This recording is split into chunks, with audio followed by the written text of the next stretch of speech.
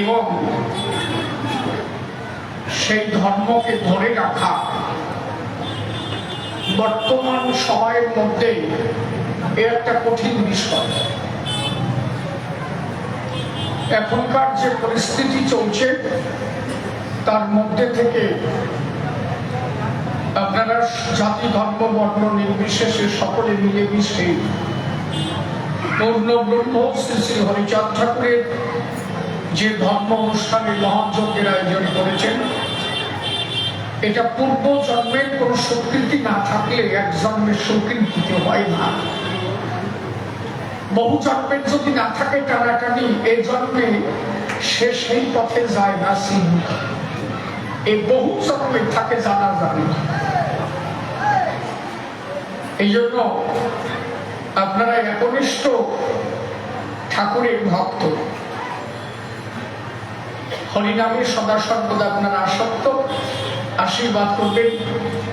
আপনাদের পৌত পবিত্র আশীর্বাদের দ্বারা যদি আমার মস্তকে বর্ষিত হয়, তবেই যদি আমার দ্বারা কিছুটা গান করা সম্ভব হয়। ঠাকুর বলেছে, তাই ভক্ত যা দিতে পারে, আমার দেওয়ার শক্তি নাই। ভক্ত দিলে দিতে পারে, তাছাড়া নয়। ভক্তের উপরে জগতে আর কেউ নাই। আজকে 55 গ্রাম এই জায়গায় কোনদিন ঠাকুরের অনুষ্ঠান হবে কেউ কোনদিন বলতে পারে না। ঠাকুরের ভক্তরা এখানে এসেছিল, তারা এই মন্দির গড়ল, তাই তো অনুষ্ঠান শুরু হলো নাকি? হরিচাঁদ ঠাকুর তো সেই সময় প্রণাম পেল যখন ভক্তরা মন্দির করে তারে এনে বসালো। এই জন্য আগে ভক্ত, তারে ভগবান। ভক্ত না থাকলে ভগবানের থাকে না মা।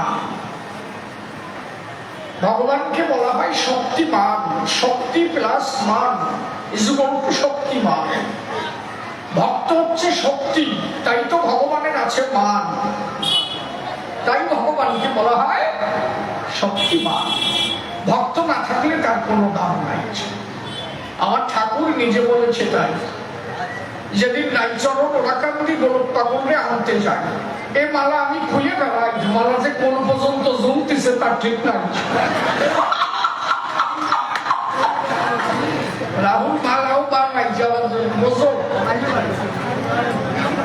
হ্যাঁ, সরকার আনবা ছোট, মালা বানাবা বড়, তাই নয়? যেন সরকার আনবা মালাও সেই সাইজ করে বানাবা। আমার জন্য যে যা আনবা ছোট ছোট তার বাকি বলে, তুই নাকি বেতাল দেখাচ্ছে না? এর বেতাল হয়েছে। মালা বক্ষ পর্যন্ত দোলে এবং একে কণ্ঠের হাত বলা হয়। আমরা যে আচার মালা গ্রহণ করি, নাভিমূলের নিচে না যাওয়াটাই ভালো, কারণ এই আচার মালাকে বলা হয় কণ্ঠের হাত। এই কণ্ঠ পর্যন্ত যেন থাকে, এই জন্য কণ্ঠ হাত বলা হয়। বর্তমানে দেখি যে নুনু পর্যন্ত জমে। সত্যি কথা, রবি কথা কইছে। এই মালা ওই পর্যন্ত জোলার কথা তো না, ডকের খেলা নেয়। মূলত ওই মালা হচ্ছে কণ্ঠের কথা। কি আমি বেতাল করছি? মা কণ্ঠ পর্যন্ত থাকবে, তার মধ্যে ভক্তি থাকবে। মালা যেন কোনোভাবে পদস্পর্শ না করে।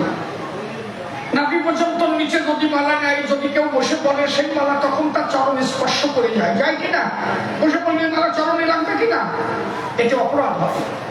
শান্তি মায়ের স্নেহধন্য মালা, যে মালা আচার মালা বলে, আচার আচরণ ধরিলে তেই মালার অধিকারী সে পায়।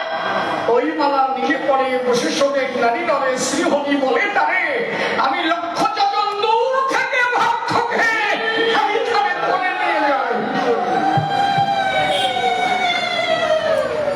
আমার এখান বানাইছে মালা, বানালো কিনা তারা একটু দেখতে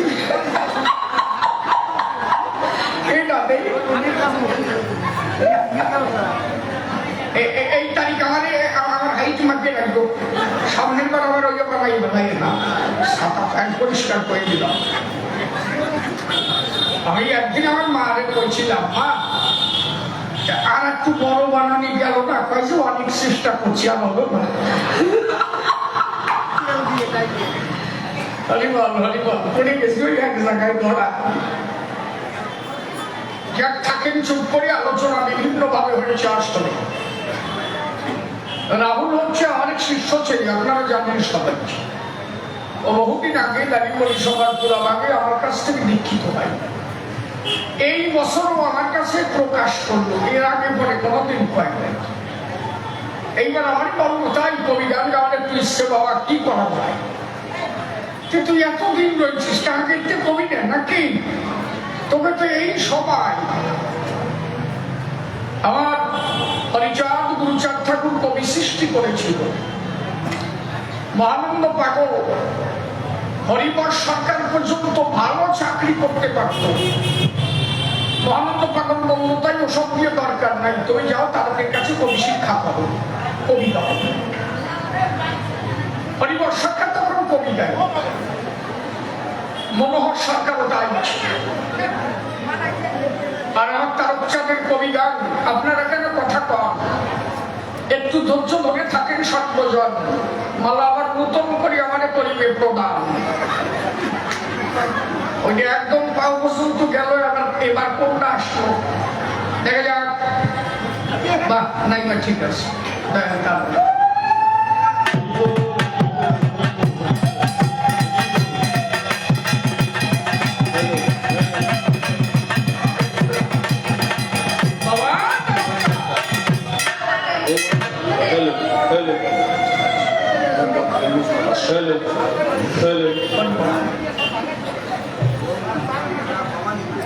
প্রশাসনের নারী রঙে কাজ করা মনে কবিগানের কথা একটু না বললে নয়। আসে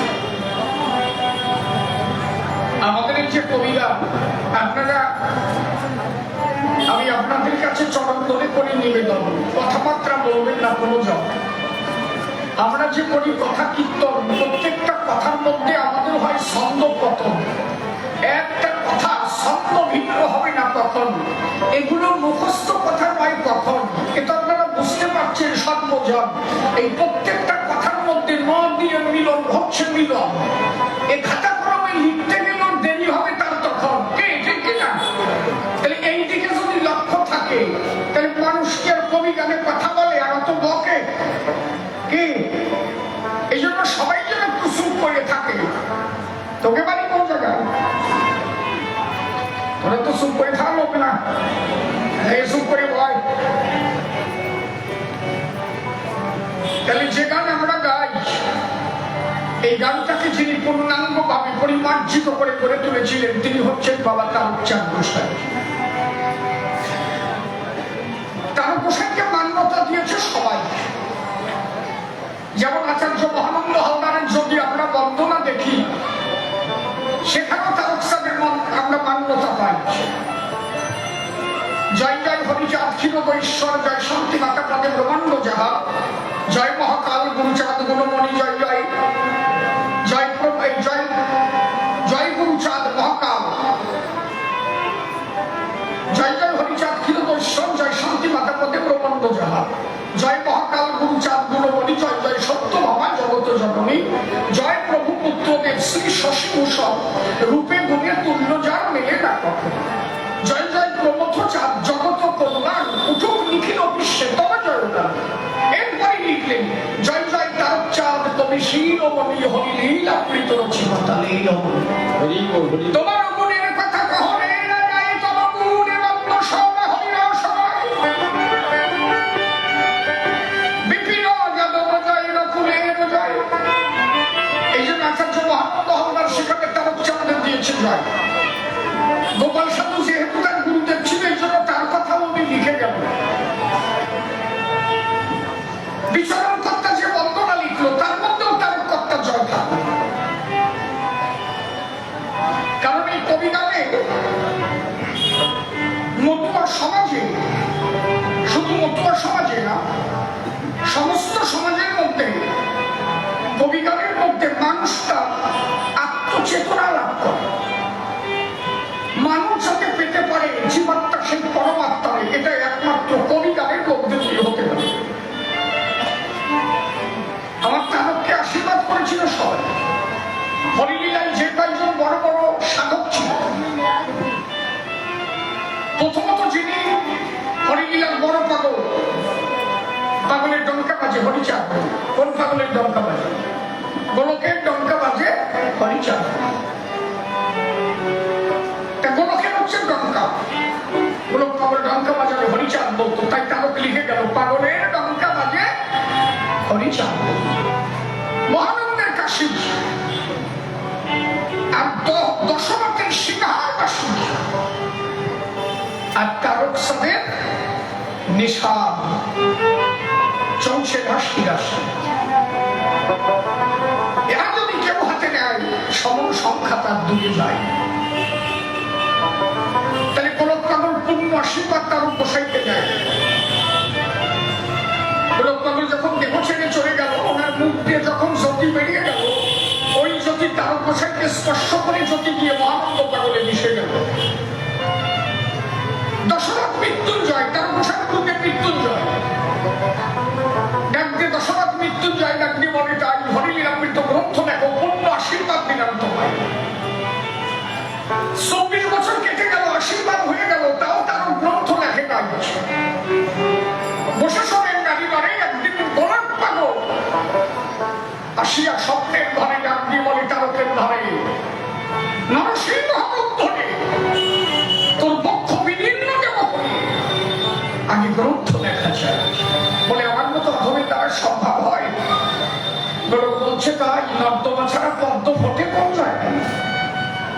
তোরে করি বর্ণনা, তুই ছাড়া এই গ্রন্থ আর কেউ লিখতে পারবে না। কথা নিবি? যদি কখনো বেঁধে যায় হরিরূপ চিন্তা করবি, যার গ্রন্থ সে লিখবে, তুই শ্রীহরির প্রতিপন্ন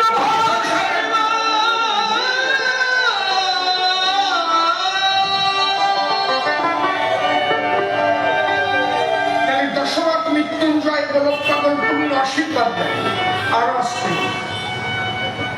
বসে শোনেন নারী মানে একদিন হীরামন পাগল পা দিয়েছিল তারকের মুখের উপরে। তারক রয়েছে চিত হয়ে শুয়ে পা পাখানা তুলে দিয়েছিল মুখের উপরে। এক পা তুলে দিয়ে ডাক দিয়ে বলেছিল, তাই তারক আজকে কথা দিলাম তোরে, আমার পূর্ণ ব্রহ্ম হরি অবতার রাকান্দির বাজারে যে যত বড় পাপ করুক, আমি বলি তোরে, আমি হীরামন কথা দিলাম আমার ভা পা দিয়ে সেই পাপ নেব দূরে। যদি কেউ শ্রীহরির ভক্ত হতে পারে, এটা হীরামন পাগলের কথা, লীলামিত করে দেখবা। তাহলে হীরামন পূর্ণ আশীর্বাদ করল। বাকি থাকলো কে? লোচন গোসাই। এই লোচন গোসাই যিনি বসে শোনেন জ্ঞানী গুণী 7 বছর পর্যন্ত তার গোসার বাড়িতে ছিলেন। 7 বছর রসুলের মতো অত বড় ভক্ত, সদা সর্বদা যে হরিরূপে অনুগত। লোচনের পুষ্টক ব্যাধি হতো, যদি একটা ফোড়া ভালো হতো খুশাই আর একটা ফোড়া বানাতো। কেন? লোচন জানতো চাই আমি যদি ভালো হয়ে যাই, লোকের কাছে ধরা পড়ে যাবো, আমি যে হরিভাবে ধনী হয়েছি, কাউকে শোনা দেওয়ার দরকার নেই। এই হচ্ছে সাধুর ধর্ম। সাধু হলে সে তো লোকায় থাকতে চায়, কারো কাছে প্রকাশ হতে চায় না। তাই লোচনের গায়ে যদি একটা ফোড়া হতো, ফোটায় ফোটায় আর একটা বানাতো। একদিন কুবেরের বাড়ি গেল, জানি যত জ্ঞানী দল সে কথা বলা ভালো। কুবেরের বাড়ি যাওয়া মাত্র লোচন গোস্বামী দেখতে পেল। কুবের তার স্ত্রীর কাছে ডাকতে বললো, তাই গিয়ে দেখে যে নদীর ঘাটে কাপড় কাচি বেড়ায়। বলে তখন তার ধারে পাগল এসেছে ওদের ঘরে, গোস্বামী একটু আমরা সেবা দিতে চাই। লোচন গোস্বামীর কথা বসে শোনেন বিজ্ঞশ্রোতা। কুবেরের স্ত্রী শুনে সে কথা ডাকতে বলছে, কুবেরের ঠাই ওই তুণ্ড লোচনের সেবা আমার বাড়ি নাই। কেন? তার তুণ্ড বলেছিল পুষ্টক ব্যাধিতে 2 পা নষ্ট হয়ে গেল। এই 2 হাতে মাত্র 2টো করে আঙুল ছিল, তার অর্ধবাক অর্ধেক অর্ধেক। তাহলে সাধু বলে অত এই তুণ্ড লোচনের সেবা আমি দেব না। কুবের খেপে গেল, তুই কারে কি বলিস? লোচন গোস্বামী বলে, তাই খেপার দরকার নাই, কর্মের বিষয়, তুই চলে আয়। রাখিয়া কুবেরকে ঘরে। তখন লোচন গেল কুবেরের স্ত্রী ঘরে, ডাকতে বলে, মা আমি তুণ্ড বলে ঘৃণা করে সেবা দিবি আমার মানে কথা দিলাম, যদি ভালো হয়ে দিতে পারিস আমি ভালো হয়ে খাবো। আমার মনে আছে বাবা, তুই ভালো হয়ে দিলে আমি ভালো হয়ে খাবো। কুবেরের স্ত্রী ঘরে এলো, যখন রন্ধনশালায় রন্ধন চড়িয়ে দিল, রান্না যখন হয়ে গেল, জল দিয়ে জায়গাটা লেপা পোছা করিয়ে একটা পিড়ি দিয়ে বসাই দিয়েছে গোস্বামী। থালায় এনে ভাত দিয়ে যত্ন করে প্রণাম করে দুইজনে দাঁড়ায় আছে দূরে। সাধু কথা দিয়েছে আমারে, আমি যদি ভালো হয়ে দিই, ভালো হয়ে খাওয়াই, দেখি কি করে ভালো হয়। লোচন গোস্বামীর দিকে চেয়ে আছে, কি বলবো আপনাদের কাছে, দূর থেকে দেখতে পাচ্ছে লোচন গোস্বামী আর একা ওখানে নাই। ওই যে হাতের আঙুল গুলো কাটা ছিল, সেই আঙুল দিয়ে আবার নতুন নতুন করে আঙুল গজাতে আরম্ভ হলো। যে পা নষ্ট হলো, দেখেছে নতুন দুটো পা তৈরি হলো। দূর থেকে দুইজন দেখতে পারে, তাই লোচন গোস্বামী আর ওই আসনে নাই। দেখে সে বৃন্দাবনের গোবিন্দ এসে আসনে বসে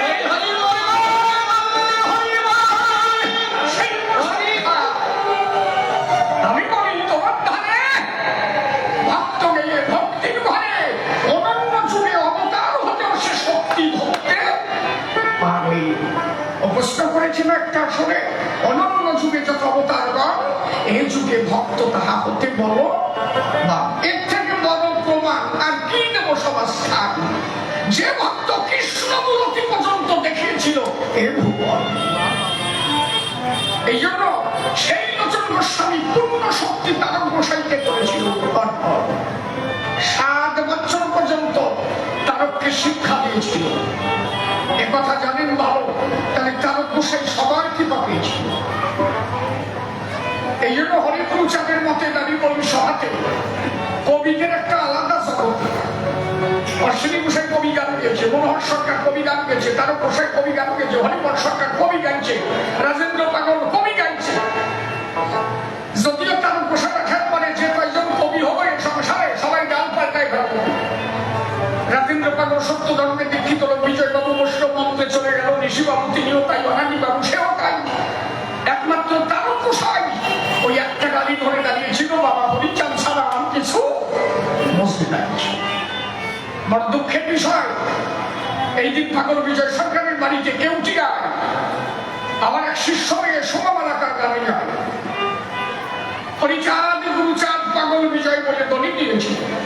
এই হরিগুরুচাঁদের নাম নিল কেন? বিজয় সরকারের ছেলে তার ডাকতে বলল, তাই তোমরা এই হরিগুরুচাঁদের নাম নাও কেন? এই জন্য তোমরা বড়বতী পারো না।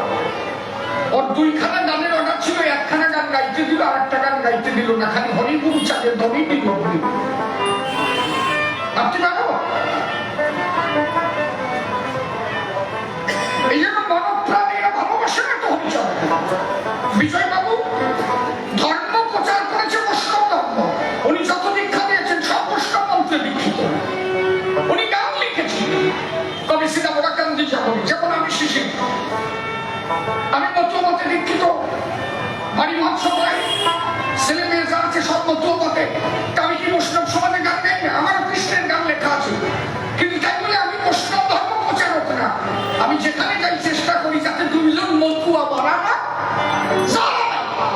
তাহলে বিজয় বাবু উনি নিজে বৈষ্ণব ধর্মের দীক্ষা দিয়েছেন, উনি যেখানে গেছেন বৈষ্ণব ধর্মের প্রচার করেছেন, উনি চেষ্টা করেছেন বৈষ্ণব বানাতে। নিজে মতুয়াদের দীক্ষা নেওয়া এবং মতুয়াদের সঙ্গে মিশে থাকা, সেখানে গান গাওয়া একটা আলাদা বিষয়। আর 2-1খানা গান লিখে গেলাম তাইতে মতুয়া ধর্ম প্রচার করলাম, এটা কিন্তু পূর্ণভাবে নয়। আমার কথা বুঝে যাচ্ছে কি? কিন্তু তারক গোসাই করেছিল তাই। যেদিন থেকে হরিচাঁদকে অপমান মানলো, বসে সরে নিয়ে দিল, সেই দিন থেকে মনপ্রাণ সব সতে দিয়েছিল। ওই জন্য গান লিখেছিল, আমার মন নিল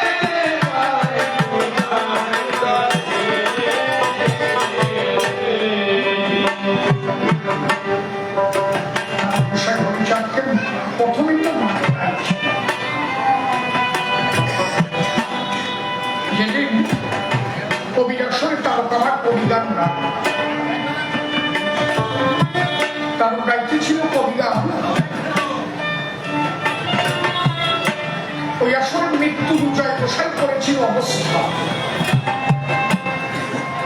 তারক আসলে ব্যাখ্যা করেছিল তখন পঞ্চবিধ পঞ্চসুখ সপ্তরত্নস্বর্ণাত ত্রিভংশপিতি গাম্ভীর্যং দাত্রিংশ লক্ষণ মহান।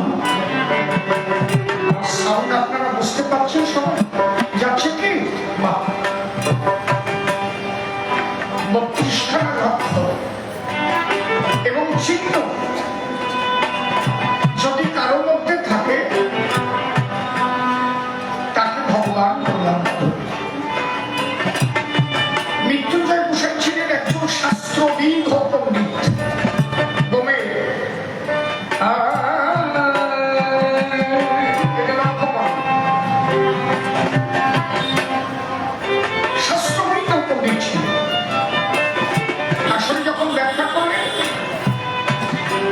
মৃত্যুঞ্জয় আসলে বসে আছে, তার গান গাইছে,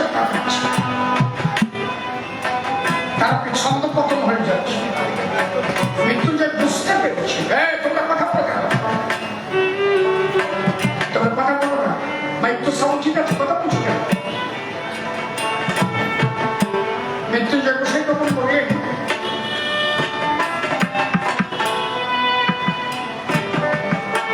আমি যদি থাকি তাহলে কারকের গান গাওয়া সম্ভব হবে না, আমাকে সরে যেত।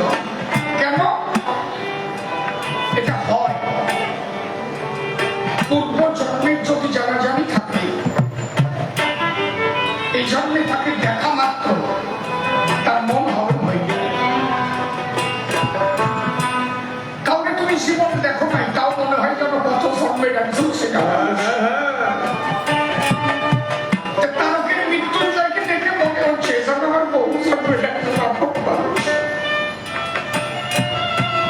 নিজের বাক্য ফাঁস হয়ে যাচ্ছে, কথা বলতে পারছে না।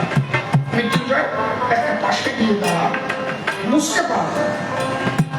তার গান করে যখন ঘরে এলো, মৃত্যুঞ্জয় বসে জিজ্ঞাসা করে তারক তুমি আসলে ব্যাখ্যা করলে পঞ্চবিধ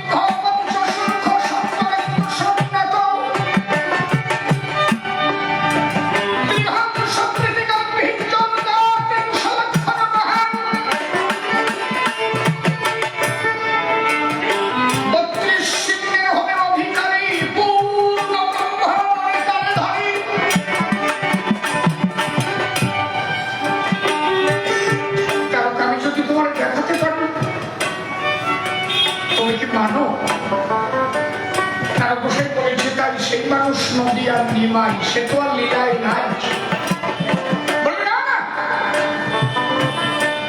যিনি সেটি নদী আর নিমাই, তিনি আমার হরিচাঁদ রাগান্তি অবতীর্ণ হয়েছে চিরবেদ গোসাই। আমি যদি দেখাতে পারি তোমায়। মৃত্যুঞ্জয় গোসাই কথা শুনে তার গোসাই দেখা পেল। ভগবান নিজের একটা আত্মজাহিনী নিয়ে বাড়ি ফিরে গেল। রাত্রিবেলা কালী এসে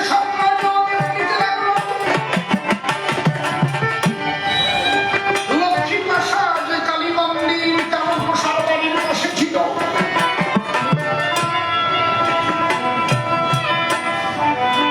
স্বপ্নে যোগে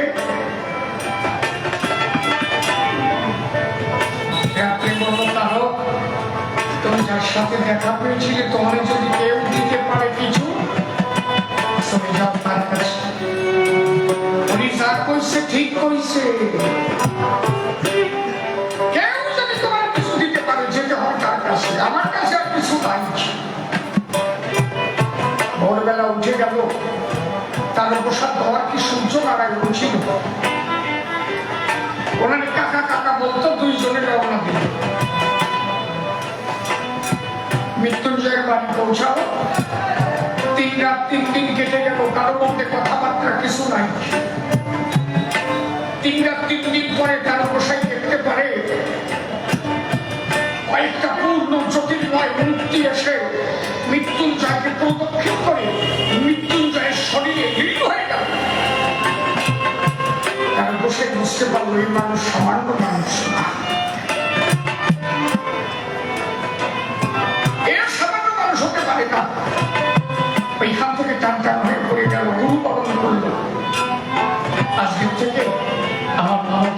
জীবন যৌবন তোমার চরণে মৃত্যুঞ্জয় বসে বলে কেন তাহলে হরিচাঁদকে মানো বলে না আমি তোমার মধ্যে কিছু দেখেছি তাই তো তোমাকে মেনেছি হরিচাঁদের মধ্যে কিছু পাই নাই মানারও দরকার নাই বলে তার পরিজ্ঞান গাও চৈতন্য ভাগবত করেছ চৈতন্য চৈতামৃত চৈতন্য ভাগবত মানিকা বলছে পড়ে দেখো কি লেখা সব জায়গায় তার বসে বাড়ি চলে গেল সন্ন্যাস যোগ করলো মহাপ্রভু তিনটে অধ্যায় ছিল একটা হচ্ছে আদিলীলা একটা মধ্যলীলা আর একটা অন্তলীলা 48 বছরের লীলা আদিলীলা হচ্ছে 24 বছর মধ্যলীলা 6 বছর আর অন্তলীলা হচ্ছে 18 বছর 24 বছরে মহাপ্রভু যখন ওনার পিতৃকার্য করবার তরে দয়াধামে যায় ওখানে গিয়ে ঈশ্বরপুরীর কাছে মহাপ্রভু দীক্ষা নেয় মহাপ্রভুর গুরু ছিল দুইজন একজন হচ্ছে ঈশ্বরপুরী আর একজন হচ্ছে ভারতী গোস্বামী এই জন্য তারা গোস্বামী লিখেছিল কোন প্রাণে ভারতী কানে সন্ন্যাসীবা করিতে এই ঈশ্বরপুরীর কাছ থেকে দীক্ষা নিয়ে উনি তখন ভাবুনমত্ত হয়ে গেল বাড়ি এসে নিতার সাথে আলোচনা করলো যে আমি সন্ন্যাস নেব নিতাই বারণ করেছিল কথাটা ধৈর্য ধরে শোনো তার গোসাই পাগল হলো কেন সেই আলোচনা করছে এইরকম অনেকে আছে যে হরিগুরু চরণে মানতে চায় না আছে না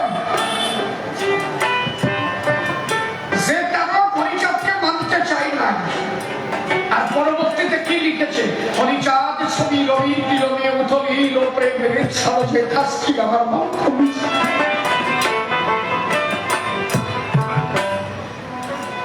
সকিরে গোপীর বছর বিষম যাচন হবে না কারা করলো সাধন চাইলে অবহান আরে থাকলে সব পুরান কথা যে জনা মনস্বরী করেছে সহচরী সে মেয়েকে বুঝাবে মনের ব্যথা মোটে মানতে চাই নাই আর শেষে গাইছে ও থাকলেও সব পুরন কথা পুরান কথা ছাড়িয়ে দে আবার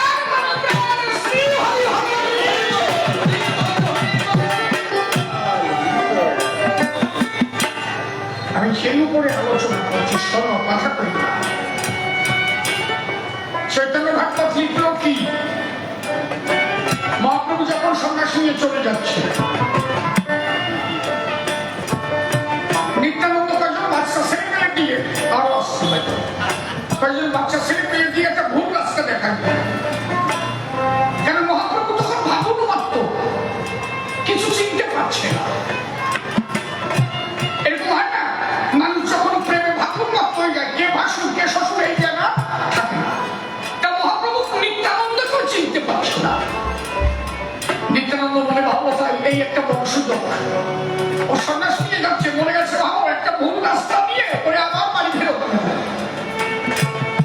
কিছু বাচ্চা ছেলে দাঁড়ায় আছে মহাপ্রভু নিত্যানন্দ তাদের কাছে বলছে সব কি মহাপ্রভু চলছে কথা নেবি মহাপ্রভু যদি বৃন্দাবনের রাস্তা দেখতে চায় তোরা শান্তিপুরের রাস্তাটা দেখায় দিচ্ছি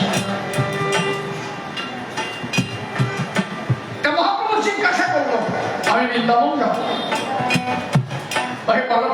একটু রাস্তা দেখিয়ে দাও ওরা ভুল করে শান্তিপুরের রাস্তা দেখিয়ে দিল মহাপ্রভু শান্তিপুরে গিয়ে গঙ্গাকে দেখে উনি মনে করলেন এই বোধহয় যমুনা এই বোধহয় বৃন্দাবন উনি যমুনা ভেবে গঙ্গায় যখন অবগাহন করলেন নৌকার উপরে নিত্যানন্দ অর্জুন ঘোষের বস্ত্র নিয়ে দাঁড়িয়ে আছে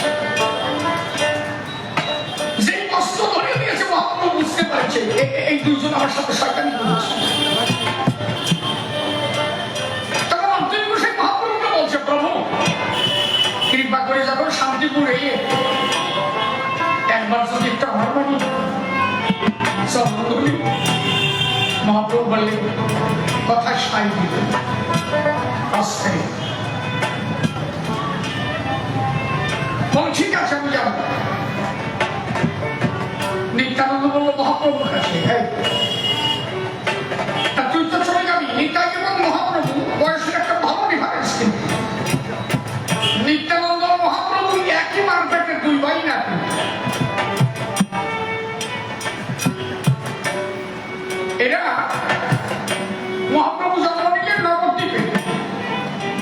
আর নিত্যানন্দের জন্ম হয়েছিল 1 গ্রাম রাম দেশে।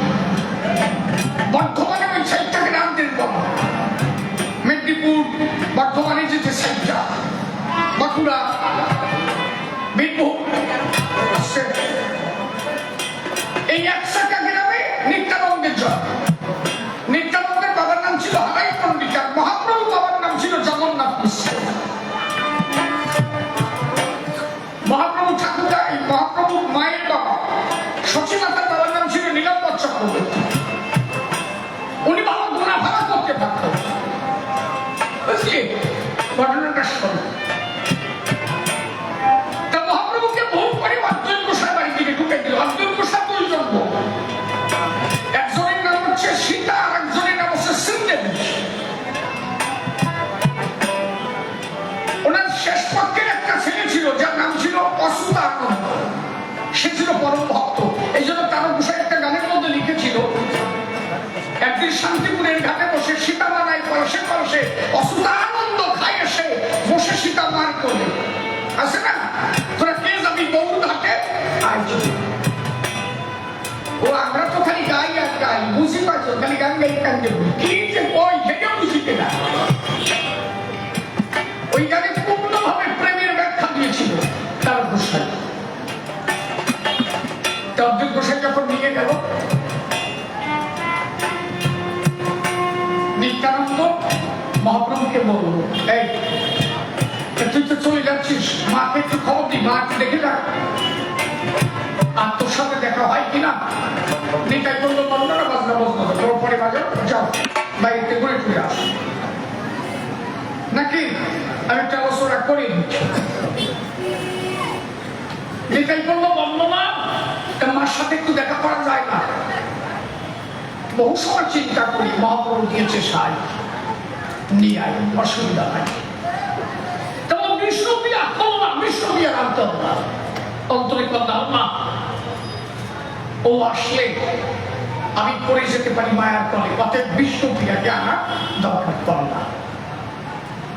নিত্যানন্দ মাকে খবর দিল, সচিমাতা শান্তি করে গেল। নিমাইকে দেখা মাত্র তার গোসাই দেখতেছে যে ঘটনাটা কি। মৃত্যুঞ্জয় গোসাই আমার বলল বিষয়টা কি, হরিচাঁদ সত্যি কি কথা। এই যে দ্বিধাদ্বন্দ্ব ঘুষাবার তরে তার চৈতন্য ভাগবত পড়ে, দেখছে তখন চৈতন্য ভাগবতের ভিতরে সচিমাতা এসে দাঁড়াইছে, চোখের জল ঝরঝর জলে। নিমাই ডাকতে বলছে, সচিমা ইচ্ছাই মা আমি সন্ন্যাস নেব না। বলে কেন? বলে তুই যদি এইভাবে কান্দিস, আমার কথা নিস, আমি কি করে সন্ন্যাস নেব? মা যদি কাঁদে, আমি বলি তোরে চাঁদবে, আমার সন্ন্যাস হবে না। সচিমাতা বলে তাই তোর সন্ন্যাস নিতে হবে। তুই তো জানিস না যে বংশে একটা ছেলে সন্ন্যাসের সন্ন্যাস ভেঙে যায় তার 21 পুরুষ নরকে যায়, আর যে সন্ন্যাসী হয়ে উত্তীর্ণ হয় তার 14 পুরুষ স্বর্গে যায়। আমি বলি তোর ঠাই এই সন্ন্যাস ভেঙে দিলে সব হবে, দশা হবে, কথা নেবি, তোর সন্ন্যাস নিতে হবে, সন্ন্যাসে যাবি। বলে তা তুমি কাঁদছ? সচিমাতা বলে তাই আমি তো কাঁদবো। আমি কাঁদবো না? অন্তরে কথা না, তোর জন্ম হওয়ার আগে তোর 8খানা বোনের জন্ম হয়েছিল, 8 জন দিদি তোর মারা গেল। সচিমাতার 8খানা কন্যা সন্তান হয়েছিল, 8টাই মরে গেল। তারপরে যার জন্ম হলো সে হচ্ছে বিশ্বরূপ। সন্ন্যাস নিয়ে চলে গেল মাঘ মাসের শুক্লপক্ষে, সন্ন্যাস নিয়ে চলে গেল। সচিমাতা ডাক দিয়ে বললো, মাঘ মাসের শুক্লপক্ষে তোর পর্দাটা চলে গেল। মনে ভাবলাম তাই যে কয়টা দিন আসি তোদের মুখে নিয়ে থাকবো, আজকে তুইও চলে গেলি, আমি না খেতে পারি বল দেখি না। এক এক করে যে মায়ের 10খানা সন্তান চলে যায় সেই পাখি থাকতে পারে। আমি কাঁদবো, বৌমা কাঁদবে, দুজনের কান্নায় একটা বিরহের নদী সৃষ্টি হবে, তবুও তোকে সন্ন্যাস নিতে হবে। অন্তরে ধারণা, মায়ের কান্নায় রাস্তার কাটা পরিষ্কার হয়ে যায়, তোর কোনো বাধা থাকবে না। নিমাইকে কথা দিল, নিমাই রওনা দিল। সচিমাতা পিছন থেকে ডাক দিল, দাঁড়া, তুই তো চলে যাচ্ছিস তাই না, আর কোনদিন দেখা হবে না। মহাপ্রভু বলে তাই? কে বলেছে তোমার? বলে না আমি জানি, এত করে যখন রাখতে পারলাম না ঘরে, আর কি কি আসবি আমার ধরে, তোর সাথে আমার দেখা হবে না, এই আমার শেষ দেখা। আমি বার কয়দিন থাকবো তা তো আমি জানি না। ক্যাসেটটা নিলাম, জীবনের শেষ সন্ধ্যায় দাঁড়াই তো ক্যাসেটটা নিবেদন হয়। বলে কি? বলে আমার যদি কখনো তোর দেখতে ইচ্ছা করে, মহাপ্রভু কথা দিয়েছিল সচি মাতার ধামে, আমার কথা নিও মা, মাতৃলীন পিতৃলীন কোনোদিন শোধানো যায় না, তুমি আমার কথা নিও। যদি সন্ধ্যার অন্ধকারে আমার তোমার দেখতে ইচ্ছা করে, ঘরের দরজা দিয়ে ঘরের ভিতরে নিমাই বলে ডাক দিও, আমি যত দূরে থাকবো তোমার হাতের প্রসাদ আমি খেয়ে যাবো। আমি যত দূরে থাকি না কেন, মাতৃলীন কোনোদিন শোধাতে পারি না। কি বলবো তোরে, তোরে এরাইতে শক্তি নাই কমা, তোর গর্ভে জন্ম নেব আরো ধরবা। বলি আমি তো আমার যদি আমার আসতে হয় তোর ঘরে আসতে হবে। অন্তরে করি ধারণা এই জন্ম মানুষের জন্ম না, ওরা কান্দি অবতীর্ণ হব শ্রী চাঁদরূপে। সেই দিন ওই কলিটির উদ্ধার অন্তরে আছে ভাবা, হই হয়ে সেই দিন আমি ওরা কান্দি যাব। এই জন্য ভবিষ্যৎ পুরাণে লিখেছিল তাই কি, ওম সত্যবৎস পূর্ব বরাহনি শিখি তেথায় পরশুরাম শ্রীরামচন্দ্র ধাপরা কৃষ্ণ বদ্ধ কলি প্রথম সন্ধ্যা যেমন গৌরাঙ্গ করে বরাম তথা ভীতাম হরি রূপ ভবিষ্যামি। আমি যে হরি হয়ে ভবিষ্যতে যাব, ভবিষ্যৎ পুরাণেও লিখেছে তাই। তার গোসাই যখন দেখলো তাই মনে ভাবলো এই তো সময়। তাহলে আমি তো বহু দেখেছি, এই জায়গা লক্ষ্য করি তাই। তাহলে নবদ্বীপ থেকে ঈশানকোণ একমাত্র উরাকান্দি ধাম ছাড়া আর কোথাও নাই। কারো তাই চিন্তা করিয়ে তোমরা এখন গেলে কোন জায়গায় তাড়াতাড়ি আসো বাজনার দ্বারে। তখন তারা গোসাই চিন্তা করে গেল উরাকান্দির গায়ে। যে উরাকান্দি গেল বসে শোনেন জ্ঞানী দল মৃত্যুঞ্জয় গোসাই নিয়ে গেল। হরিচাঁদ ঠাকুর চাটকা তলায় বসে আছে সেই সবাই দেখাইতে তারকরে বসে শোনেন নারী দলে 32 চিহ্ন আছে কিনা হরিচাঁদের ভিতরে। তাই চটকা তলা বসে অবশ্যের ভাগ করে দেখাচ্ছিল তাই এরা গেল কোন জায়গায়। দাঁড়িয়ে বলি সমাজস্থান, বসে শোনেন জ্ঞানীজন কতবার যে ডাকতো আমি বলি সমাজস্থান, তাড়াতাড়ি ওরে বলাবলীরা গেলি কোন জায়গা। তাহলে বসে শোনেন নারী দলে আমি বলি সমাধানে। তখন তার গোসাই দেখেছিল হরিচাঁদের ভিতরে 32 চিহ্ন, নিজে দেখে তখন ঝাঁপ দিয়ে করেছিল বাবা হরিচাঁদের পা। লেখা আছে হরি অমৃতের পাতায়। কি লেখা আছে ওই জায়গায়? ঊর্ধ্বভাবে সুশোভিত রেখা হাতে পায়, রাজন্যজন কুশলার হিফনা চাই, শঙ্খচক্র জম্বু নামে যে ফল। গোসাই কি প্রস্তাব করে নাকি? যাস করে তোরা যাওয়ার দরকার নাই। আমি তো লোকের ছাড়িয়েছি খালি গিরিয়েটা ছাড়া দেওয়া আছে। এত সময় বসে আছি গিরিয়ে ছাড়া দিয়ে চলে যাবি নাকি? ছাড়া তো সেই কারণ বাইরে শোনা না যাক, ভিতরে তো শোনা যাচ্ছে, যাচ্ছে কিনা শোনা যায় কি? বাইরে যাওয়ার যারা ঘুমাই রয়েছে তারা হ্যাঁ সুশোভিত রেখা হাতে পায়, ভাজন্য গান কুশলার হিফনা পায়, শঙ্খচক্র নামে যে ফল,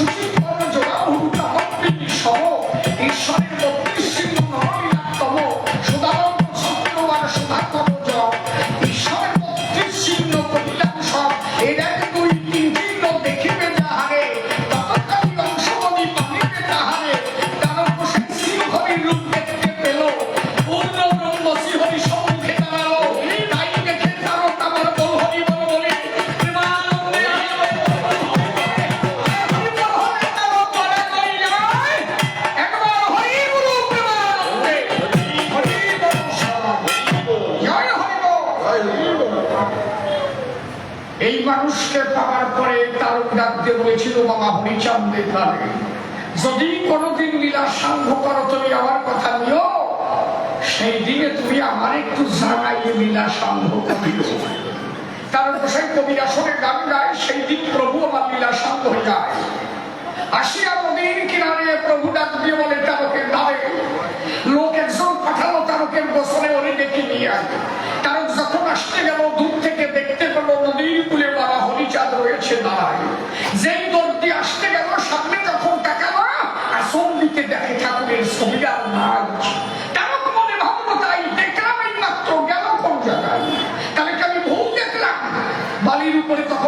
তৈরি করে বসে শোনেন নারী নয় শূন্য মনিকে শ্রী হরিচাঁদ ডাকতে বলে তাই তারক আমি তোরে করি বর্ণনা তুই ভুল দেখিস নাই আমি এসেছিলাম তোর ধারে আমি বলি তোর বছরে কথা দিয়েছিলাম তোরে লীলা সাঙ্গ করার আগে তোরে বলে যাব তোর সাথে কথা ছিল তাই তাহলে আমি লীলা সাঙ্গ করে চলে যাচ্ছি তাই তো তোর কাছে এসেছি আমি বলে গেলাম তোরে তাই তারক তখন কান্না করে মনের ব্যথা বোঝাবো কারে বাবা হরিচাঁদ ডাক দিয়ে বলে তখন তারকে ঠাই তারক আমার কথা নেবি আমি কোথাও যাব না আমাকে যেভাবে ভালোবাসতি গুরু সাথে সেই ভালোবাসা দিবি আমি আজ হইতে থাকবো আমার গুরু ছাদে মনে রাখিস বসে শোনেন নারী নারে সেই দিন থেকে হরিচাঁদ গুরু চাঁদের হলো মধুর মিলন সাথে সাথে মিলন হলো প্রেমানন্দে হরি ওরা কান্দি হরে গুরু চাঁদের হইল মিলন এই যে সেদিন প্রভু লীলা ছাড়ে সেই দিন এই গান গেয়েছিল তারক গোসাই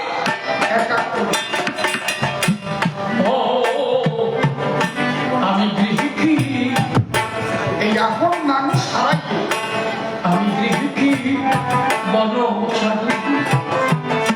পরে সন্ন্যাসী ফকির কিছু বসতে না পারে আমি কি করি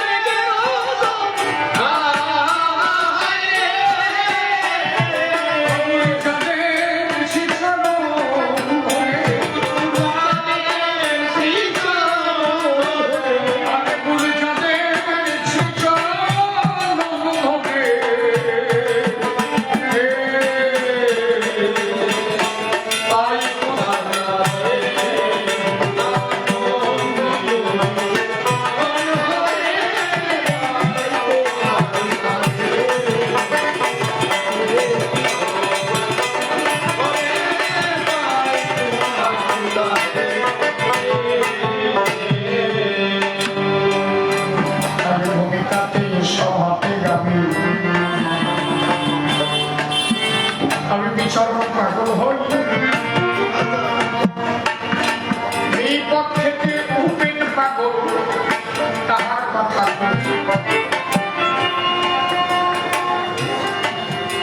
শ্রদ্ধেয় কাকা আমার কাছে করিল বর্ণন এই দুই ভূমিকার পরে আজ হবে কবি উপেন পাগলের বাড়ি ছিল খাবার গায়ে পাগল বিচরণ থাকতেন তালতলা মিথ্যা বলি নাই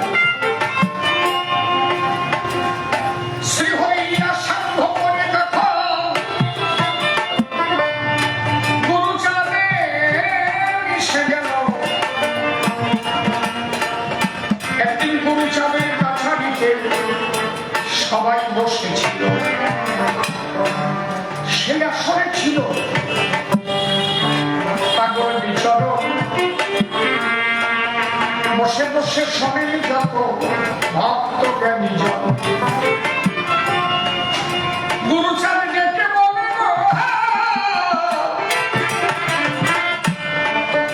ও বিচরণ বলি যে তোর ঠাই আমার বাবার গ্রন্থ লিখিত হলো এই ধরনের গান বিচরণ রে আমার বাবার গ্রন্থ তো তার অবসায় লিখে গেল আর কি গ্রন্থ লেখা হবে না আর কি কোনো গ্রন্থ হবে আর বিচরণ বিচরণ কর্তা বললেন যে হ্যাঁ হবে গুরু ঠাকুর বলল যে তুই যে লিখবি তো তাৎক্ষণিক জ্ঞান নাই কিন্তু ওর কত সিবিস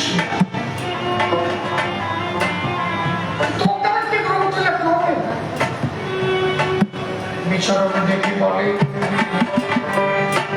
যদি তোমার কৃপা হয় বোবা লোকেও কথা বলতে আমি দেখেছি তোমার কৃপায় অন্ধে দেখে ঘোড়ায় হেঁটে যায় আমার শ্রী গুরুচাঁদ প্রেমা তোমার কৃপা সব বলে তাহলে তোর দ্বারা হবে আমি যখন যেখানে গিয়েছি তুই আমার সাথে সাথে কারণ তুই আমার নৌকর কান্ডারি আমি যেখানে যে অবস্থায় যেখানে ছিলাম কেউ না গেলে তুই গেছিস তোর মনে পড়ে বিচরণ কি বলে এরপর আমি পায়খানায় যাবো ভক্তরা এসে বললো নৌকোগুলো আপনারা নিয়ে যান তার ভক্তদের কাছে কি বলছিলাম তো মনে নাই কি বলে আমি বলছিলাম না তোমরা কেউ যাইয়ে না তাহলে আমার পায়খানা হবে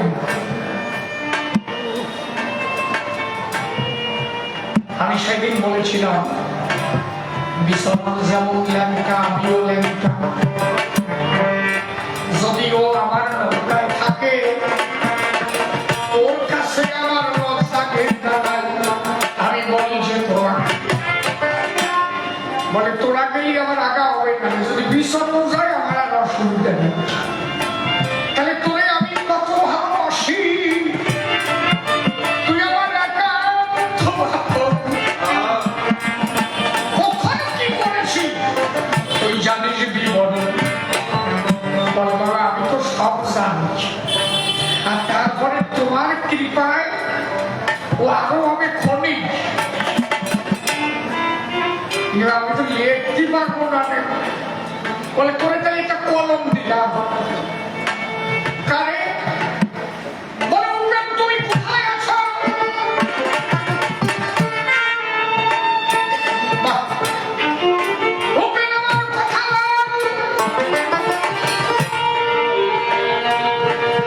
আজকের থেকে আমার বিচরণ যা কহিবে তুমি লিখে লিখে দেবে আজকের থেকে বিচরণের পালন হয়ে ওর সাথে হবে সেই দিন থেকে গুরু সাধু প্রেমকে বিচরণের করিয়ে দিল একবার প্রেমানন্দে বলো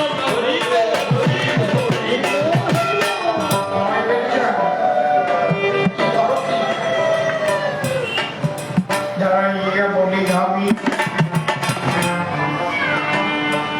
বলি সভাস্থান ওই সেই দিন থেকে গ্রন্থ রচিত হল পাগল বিচরণ। আমার কথা বোঝা যাচ্ছে কি?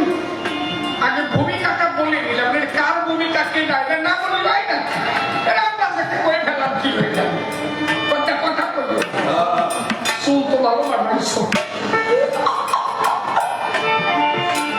আসলে যদি 100 মানুষ থাকে খালি ও চুলির দিক তাকায় আমার দিক কেউ তাকায় না।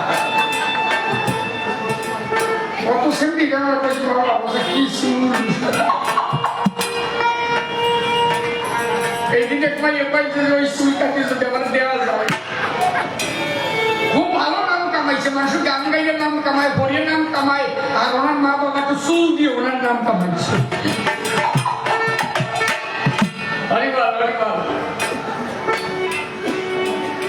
এইবার উপেন পাগল আমার কাছে বিভিন্ন প্রশ্নপত্র করে দাও। আমার কথা শুনে শুনে লোক সন্দেহ হইয়া বলছে তাহলে গুরু সাহেবকে নিয়ে গ্রন্থ লিখলাম কেন?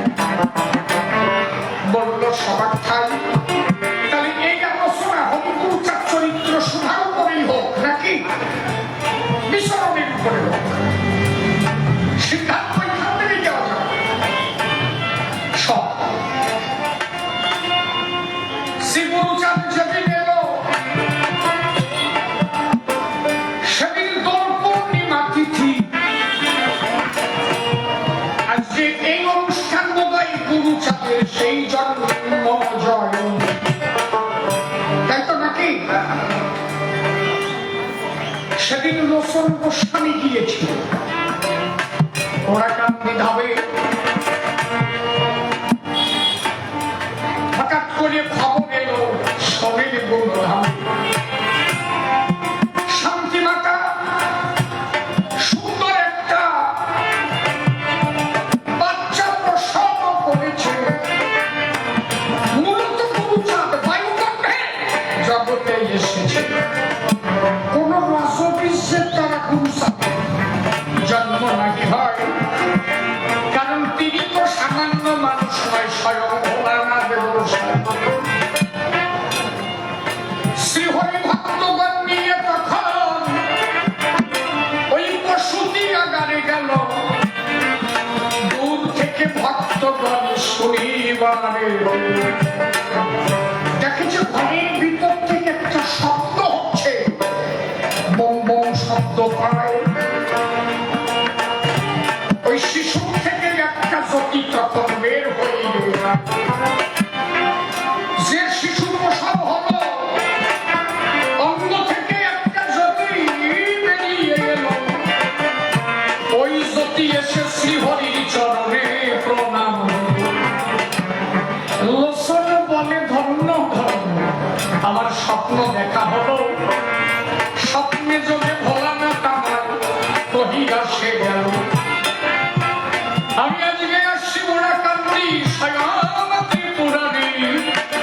আজ সচক্ষে এসে গেল তাহাই দর্শন আর সেই জন্য হরিচাঁদের প্রায়। তাহলে স্বয়ং ভোলানাথ এসেছে গেল ওরাকান্দি। লোচন বলে এই ছেলের নাম আজ হইতে গুরুচন্দ্র হলো।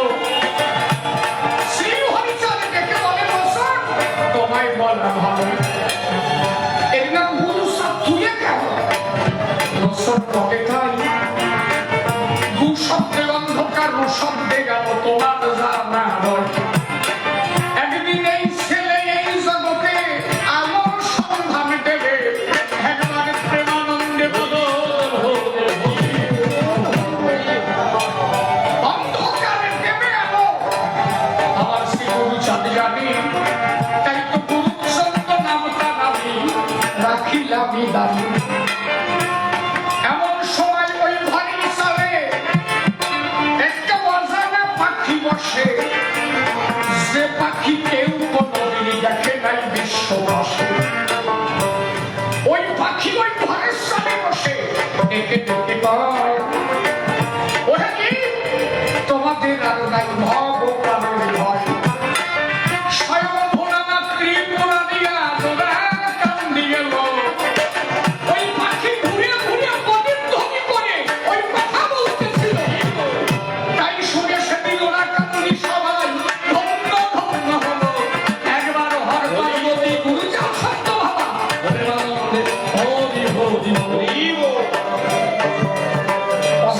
পাখি এসেছে ওই যেখানে গৌচার ঠাকুর প্রসূতি দ্বারে প্রসব হয়েছিল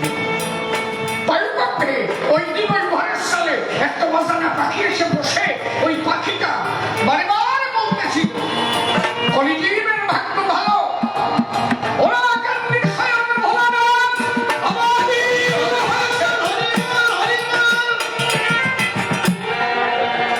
এটা আমার কথা না, আমার কথা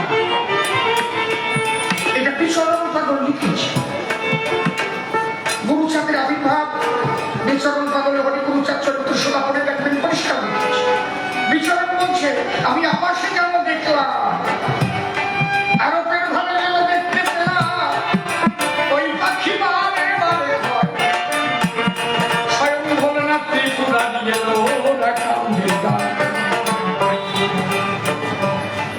একটা আলাদা বিষয়। গ্রন্থ লিখতে গিয়ে তার পোশাক মনে মনে ভাবছে শান্তি মায়ের জন্ম আমি কিভাবে লাগবো ওইটা কখনই লিখলাম। তার পোশাক বলছে আমি ধ্যানে না প্রত্যক্ষ দেখছি আমি বুঝতে পারছি না, তবে দেখছি আমি এটা ঠিক। এটা হচ্ছে আরবের ঘর। আরবের ঘর কেমন জানো? জানো কি? ভুল শব্দ যদি দেখো তাহলে বুঝতে পারো আরবের ঘর। আমার কথা বোঝা যাচ্ছে কি?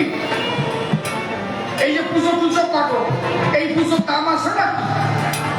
পুজো কি তাই জানো না? পুজো কি কি হলে পুজো হয়?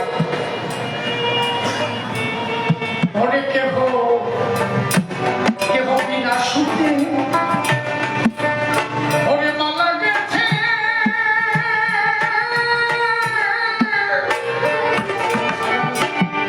ও হরি তোমার সাজাবে যখন করি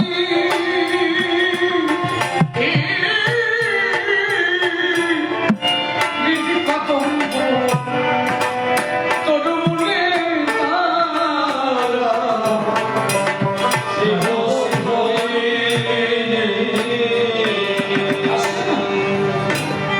বিনা সুখের মালা দিয়ে সাজাও। তোমাকে তো সুতো লাগে, ফুল লাগে, সুই লাগে, বাতাসা লাগে, চন্দন লাগে, না কিছু লাগে? বিধি মার্গের মধ্যে আমার কথা। আচ্ছা চন্দন বেল পাতা সব তো বিধি মার্গের মধ্যে, তার মানে তোমার পুজো হয় না। পুজো দিতে যা দরকার তা তুমি দিতে পারো না। সেই পুজো কি? এটা বাহ্যিক। এই পুজো দিতে দিতে ওই পুজো তৈরি হয়। এটা হচ্ছে নৈতিক ধর্ম। জানো কি জিনিস? বাগানে ফুল দেখে জানো ঘরের মধ্যে চলে এসেছে, একটা ফুল ও সেরে খায়। ঘরে এসে হরি চিন্তা করে মন খানা ছেড়ে দিয়েছে ফুল বাগানের ভিতর। মনকে বলছে মন ফুলগুলো ছিঁড়ে নিয়ে দেখছো। এই জন্য প্রত্যেকটা গানের মধ্যে বলেছে মনের মানুষ মনসরা মনসরা তুর পাশরা দেখবি যদি কাবি। সে হচ্ছে মনের মানুষ, মনটা দিয়ে ধরা যেন কি মন ছেড়ে দিয়েছে। মনের কারা বাগান থেকে ফুলগুলো ছিঁড়ে আরবের ঘরে ধ্যানের ঘরে হরিরূপ ধ্যান করতে করতে একটা সুই বানাইছে। সুইটা কিসে? মনের ঘরে। ও বেজিক জগতের সুই না, মনে একটা সুই তৈরি হয়ে গেছে, একটা সুতোন এসছে মনে মনে। এই হচ্ছে বিনা সুতের পালা। মনে মনে ফুলগুলো ছিঁড়ে দিয়ে আসছে, আর মনে মনে গাঁথতেছে। গাঁথতে গাঁথতে একটা মালা তৈরি হয়ে গেছে। আরবের ঘরে ঠাকুরকে এনে এটা চারপের ঘর একটা সূক্ষ্ম দেহ তৈরি হয়ে গেছে। এই মুহূর্তে তার ব্যাসিক কোনো জ্ঞান নাই। এইখানে গালায় বসে বসে লিখেছে অজ্ঞান যাবে, সজ্ঞান যাবে, বাহ্য জ্ঞান করে নেবে। এই তো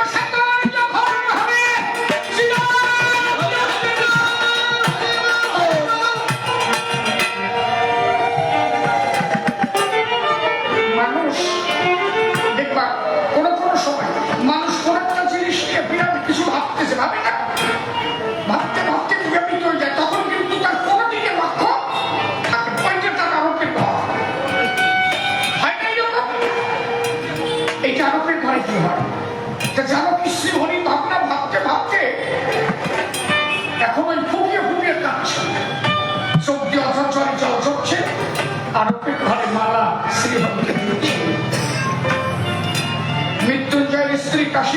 ভাবলো ননদিনীর হলো কি, এসে একটা ধাক্কা দিল, ননদিনী আসতে পড়ে গেল, চোখে জল টপ টপ টপ টপ করে জল পড়ছে। সুভদ্রা বললো, ব্যাপারটা হলো কি রে? মৃত্যুঞ্জয় তাড়াতাড়ি ওরাকান্দি গেল, বলে যাবো কি বলছে, নৌকা নিয়ে যে ওরাকান্দি গেল, কেমন সন্ধ্যা লেগেছে, সন্ধ্যা প্রদীপ সব ঘরে জ্বালিয়ে দিয়েছে, দেখে যে ঠাকুরকে এত সুন্দর করে ফুল দিয়ে কে যেন সাজিয়েছে। মৃত্যুঞ্জয় গিয়ে বলছে, প্রভু তোমাকে এইভাবে সাজালো কে? ঠাকুর বলছে, যার নালিশ নিয়ে এসেছো সেই সাজিয়েছে, তুমি যাকে পড়ে থাকতে দেখলে না, সেই জানকী তার মনের দ্বারায় আরো পেট ধরে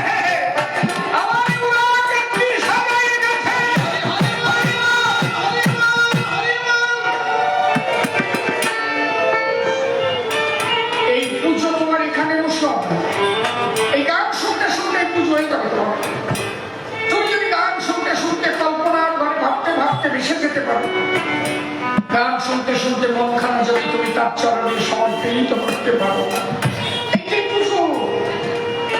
পুজো মানে এই না যে কুইন্টাল খানিক মিষ্টি দিয়ে সিট করে বেড়াই করা। পুজো মানে হচ্ছে এই ভক্তি দ্বারা মনটাকে পূর্ণভাবে তার চরণে সমর্পিত করা, প্রেমের দ্বারা ভক্তির দ্বারা। একটা মালা হবে, সেই মালাটা বিনা সুখের দ্বারা, তোমার মনের দ্বারা তুমি তাকে সাজাবা। এই তো চারটি ভাব যেটা জানকী করেছিল। তাহলে গুরুচাঁদ ঠাকুর আমার আবির্ভূত হয়েছিল, সেই আরোপের ঘরে বিচরণ পাগল দেখেছিল, সেই আরোপের ঘরে। তাই উনি কলমে লিখেছিল যে আমি দেখলাম যেন গুরুচাঁদ যখন আবির্ভূত হলো, ওই সালের উপরে একটা পাখি এসে বারে বারে ডেকে বলেছিল, উনি ভোলানাথ, উনি ভোলানাথ, উনি ভোলানাথ। তাহলে তিনি ভোলানাথ বসেন। গুরুচাঁদ চরিত্রের ঘরে গুরুচাঁদ চরিত্র সদাই লিখে গেলাম কাজ। ভগবান বানালাম কেন? তিনি স্বয়ং ভোলা পঞ্চানন। এটা শুধু নয়, কারণ যেদিন হরি এসে হরের মধ্যে করল অবতারণ, স্বয়ং হরি, হর হরি হয়েছে মধুর মিলন। আচ্ছা, শ্রী হরি যদি ভগবান হয়, সেই শ্রী হরি যদি গুরুচাঁদের মধ্যে থাকে, সেটা ভগবান হয় না? থিওরিতে কি পায় নাকি? হরিচাঁদ যদি ভগবান হয়, তাহলে হরিচাঁদ ভগবান, সেই হরিচাঁদ যদি গুরুচাঁদের মধ্যে ঢোকে, সেই গুরুচাঁদের ভগবান হয় না? কথা কয় না, ছাতা বোঝেন না, ও হাতে বানা বোঝা যাচ্ছে নাকি? এই শাস্ত্রীয় কথা অনুসারে যদি তাকে ভগবান বলে, তিনি ভোলা পঞ্চানন। হর হরি হর মিলন, সেই অর্থে ভগবান। আর এক অর্থে আমার ভগবান, সেটা কর্মের দ্বারা ভগবান হয়েছিল। পিতা আছে কয় প্রকার? লালন পাটা, জন্মদাতা পিতা, একজন জগৎ পিতা, পালিত পিতা, অন্নদাতা, সেবার পিতা। আমার গুরুচাঁদ জগৎ পিতা, তৎসহ এই অনুন্নত মানুষের লালন পালন করে তিনি হয়েছিলেন তাদের পিতা। তিনি হয়েছিলেন পতিত পাবন, আমার দয়াল গুরুচাঁদ। এবার সেই আলোচনা করি আমি সভ্য সমাজস্থান। গুরুচাঁদ ঠাকুর পর্যন্ত যখন স্কুলে গেল, উনি ভক্তালয়ে, অর্থাৎ ভক্তদের বাড়িতে শিক্ষা গ্রহণ করেছিল। কোন স্কুলে ওনাকে জায়গা দেওয়া হয়নি। উনি প্রথমত যে স্কুলে গিয়েছিল সেটা হচ্ছে দশরথের বাড়ি, পদ্মবিহার। পরবর্তীতে যেখানে পড়াশোনা করলো সেটা হচ্ছে মল্লকান্দি গোলক কীর্তনিয়ার বাড়ি। পরবর্তীতে যখন বাড়ি ফিরে এলো, কোন হায়ার কাস্টের স্কুলে ওনাকে জায়গা দিল না, বোধ হয় উনি মুক্তব্যে পড়াশোনা করে ছিল। কোন স্কুলে ওনাকে জায়গা দেওয়া হয়। কেন জায়গা দেওয়া হয়নি? ওই রামকান্তের মতো ব্যাপার। রামকান্ত কৃষ্ণ পূজা করলো বলে রামকান্তকে লাঠি পিটা করা হলো। রামকান্তকে বলা হলো তুই সারালে সল, তুই ভগবান ধরলে কমে যায় আমাকে গান বল। গুরুচাঁদ ঠাকুরকে কোন স্কুলে জায়গা দেওয়া হয়নি। কেন? ওরা বলেছে ওটা নমশূদ্রের ছেলে। তখন তো নমশূদ্র বলতো না, বলতো সারালে সল। কোন স্কুলে জায়গা দেওয়া হতো না। হরিচাঁদ ঠাকুর গুরুচাঁদ ঠাকুরকে বলে, গুরুচাঁদ তুমি আমার ছেলে হয়ে কোন স্কুলে করতে পারলে না প্রথম পাঠক। তোমার মতো হাজার হাজার লক্ষ লক্ষ সন্তান আমার হাহাকার খাচ্ছে। তুমি যদি আমার পুত্র হয়ে থাকো, আমার কথা রাখো। আমি চলে যাওয়ার পরে যদি কোনোদিন কোনো সুযোগ পাও, তুমি অন্তত এদের একটু দেখো। এই অনুন্নত সমাজ যেন তোমার হাতে এরা প্রতিষ্ঠিত হতে পারে। প্রথমত গুরুচাঁদ ঠাকুর যেটা লক্ষ্য করেছি, আমি একটা মরা জাতি পেয়েছি। এই মরা জাত দিয়ে আমি কর্ম খেয়েছি। এরা জানে কি তখনকার পূর্ববঙ্গের অবস্থা কি? অনেকে তো জানে না, এখনকার জেনারেশন জানবে না। এক ফসলে ধান হতো, আর জমি জলে ডুবে যেত। শেষে ওই ভুটে জাল কইয়ে জাল নিয়ে নাকে মাছ ধরে খেতে হতো। এই ছিল বাংলাদেশের অবস্থা। ঠিক বলছি তো আমি নাকি? এর মাথা ঝুলতাম না, বোঝো না? আমি বোঝো না দেখি করছি কিনা। হ্যাঁ, আবার ঝুল দিয়ে সিটে পড়ে গাড়ি সামনে।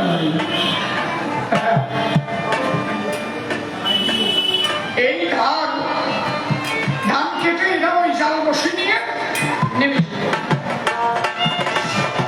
গুরুচাঁদ ঠাকুর লক্ষ্য করলেন একটা মোরা জাতি, এদের কাছে না আছে অর্থ, না আছে শিক্ষা, না আছে বাসস্থান, না আছে এদের পরিবেশ খানা সুন্দর। কি করা যাবে? আগে এদের চেতনা বাড়াতে হবে। তাহলে চেতনা হতে গেলে আগে কি দরকার? শিক্ষা জাতির মেরুদণ্ড। আগে শিক্ষা চাই। শিক্ষা নাইলে এই জাতি মুক্তি উপায় নাই। প্রথমত উনি বাণী দিলেন অনন্তবাসীর যদি দেখিবার শ্বাস, ধর্ম নয় আগে তোরা শিক্ষা জলে ভাস। শিক্ষা এনে চেতনা হবে, তবেই বিপ্লব পাবে। আর বিপ্লব না হলে সমাজের পরিবর্তন কবু নাই হবে। এই জন্য খাও বা না খাও কম ভিক্ষা, ছেলে মেয়ে শিক্ষা দেওয়া চাই। শিক্ষিত না হলে এই সমাজে দাঁড়ানোর মতো নাই। আজকে আমার তো ভাববার বিষয় যে কলকাতার মতো জায়গা ৫৫ গ্রামে এত বড় সম্মিলন হয়। যে লোক কোনোদিন ধর্মের অধিকার পায় নাই, যে লোক কোনোদিন মন্দিরে ঢুকার স্থান পায় নাই, যে নবসূত্রের স্ত্রী রাস্তা দিয়ে হাঁটতে গেলে পায়ে ঝাঁকা বেঁধে গলায় ভুটি ধরে দেওয়া হতো, যে নবসূত্র জলে নামলে চুরিতে মুঠি ধরে তুলে দেওয়া হতো, আজকে সেই নবসূত্র কলকাতার এত বড় সম্মিলন করে। এটা একমাত্র বাবা গুরুচাঁদ অবদান। তাহলে গুরুচাঁদ যদি আজকে এই শিক্ষা না দিত, কলকাতার মতো জায়গায় এই সম্মিলন কোনদিন হতো? আর এই শিশিরাই যে গান গাইতে পারত না। ব্রাহ্মণ্যবাদের ধর্মগ্রন্থে লেখা আছে, তাই কোন ছোট জাত যদি ধর্ম উপদেশ দেয় তার জিহ্বাকে বেরোবে। হিন্দিতে একটা আর্ট ফিল্ম বেরিয়েছে, আর্ট, দেখবেন ভিডিওতে পরিষ্কার দেখিয়েছে। একটা শিডিউল কাস্টের সন্তান শুধু ওম শব্দ উচ্চারণ করেছে বলে তার জিহ্বাটাকে কেটে নেওয়া হয়েছে। এমনকি এই যে ওম, এই ওম শিডিউল কাস্টের উচ্চারণ করার অধিকার ছিল না। যেই মানুষ শিক্ষিত হোক, তখন তো ফোনে ফোনে ওম শব্দ চলে গেল। এখন তো বাজারে কেউ নাই। আজকে আমার সমাজের মানুষ এমপি, এমএলএ, ভিডিও মুক্তা জেলা কি নাম 1906 সালের আগে 1906 সালের আগে অল ভারতবর্ষ ব্যাপী নমশূদ্রের কোন চাকরি দেয় মাত্র 1906 সাল। এই যে 2000 কত 26 কেমন চলছে 2 মাস হচ্ছে কতদিন আগে কথা কয় বছর হচ্ছে 1906 থেকে 2026 কত হয় ক্যালকুলেশন কর মাত্র 120 বছর আগে একটা নমস চাকরি দেয় তুমি কি সেটা জানো এই ভারতবর্ষের যিনি সংবিধান লিখেছিলেন তিনি ডক্টর বি.আর. আম্বেদকর বাবা সাহেব বি.আর. আম্বেদকর এই বি.আর. আম্বেদকরের অনেক আগে গুরুচাঁদ ঠাকুরের ছেলে শশীভূষণ ঠাকুরের প্রথম চাকরি শিডিউল কাস্টের মধ্যে আম্বেদকর সাহেব অনেক ছোট শশীভূষণের 25 থেকে 26 বছরের ছোট আম্বেদকর সাহেবের জন্ম ডেট ছিল 1891 আর শশীভূষণের জন্ম ডেট 1867 আর গুরুচাঁদ ঠাকুর আবির্ভূত হয়েছিলেন 1846। আপনি ভাবতে পারেন আম্বেদকর সাহেব যখন স্কুলে গেছে আম্বেদকর সাহেব তাই জল খেতে গেছে তাই তাকে পিটানো হয়েছে তখনও সিঁদুর কাস্টটা জলে স্পর্শ করতে পারেনি এই কয়েকদিন আগের কথা 1867 1891 আর হরিচাঁদ ঠাকুর আবির্ভূত হয়েছিলেন 1812 তাহলে 1891 তে যদি এই পরিস্থিতি হয় তাহলে 1812 সালে কি অবস্থা ছিল ভাবতে হবে না কি পরিস্থিতি একমাত্র গুরুচাঁদ ঠাকুর দেখেছিলেন জন্ম যথা তথা কর্ম সৃষ্টি এরা যদি শিক্ষা পায় শিক্ষা পেলে এরা এদের অধিকার একদিন কেড়ে নিতে পারবে আমার সমাজে যখন 4500-এর উপরে স্কুল গুরুচাঁদ ঠাকুর গড়ে দিলেন খালি ভক্তিতে কাজ হবে না গুরুচাঁদ ঠাকুরের আলোচনা শোনো নাকি শোনার দরকার আছে কিনা শোনো সমস্ত ছেলেপেলে যখন আমাদের মধ্যে শিক্ষিত হয়ে গেল এদের যখন চাকরি হচ্ছে না শশীভূষণ ঠাকুর গুরুচাঁদ ঠাকুরকে বলবো যে বাবা আমি না তোমার কুলে জন্ম নিয়ে বড় ভুল করেছি আমি যদি হায়ার কাস্টের ঘরে জন্মাতাম তবে আমি চাকরি পাতাম গুরুচাঁদ ঠাকুর বলে ও কথা করিস না তোর চাকরি দেওয়ার জন্য লোক আসতেছে দাঁড়া এ পূর্বের থেকে একটা থিওরি মীর সাহেব খালি খালি আসে নাই আমি এত বহু জন্মের জানা জানি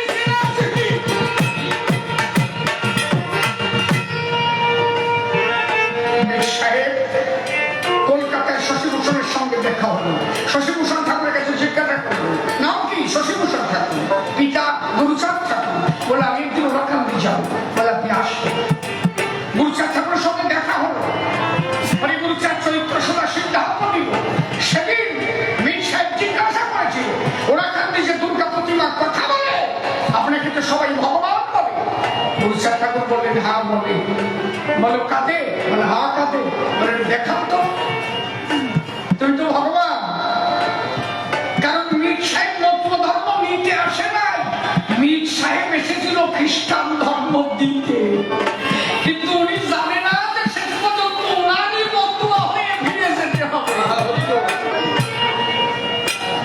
গুরুচাঁদ ঠাকুরকে বললেন ওই প্রতিমা কি কথা বলে গুরুচাঁদ ঠাকুর বললেন হ্যাঁ বলে বলো কি কাঁদে বলে হ্যাঁ কাঁদে বলে একটু দেখাও তো না আমার দেখাতে হবে কেন ও তো ওরা কারণে আসেই তার জন্য চেয়ে দেখো মীর সাহেব যেই মাত্র পরব ফেলিয়ে দুর্গা প্রতিমার দিকে তাকালো দেখেছে দুর্গা প্রতিমার চোখের জল ধরে পড়ছে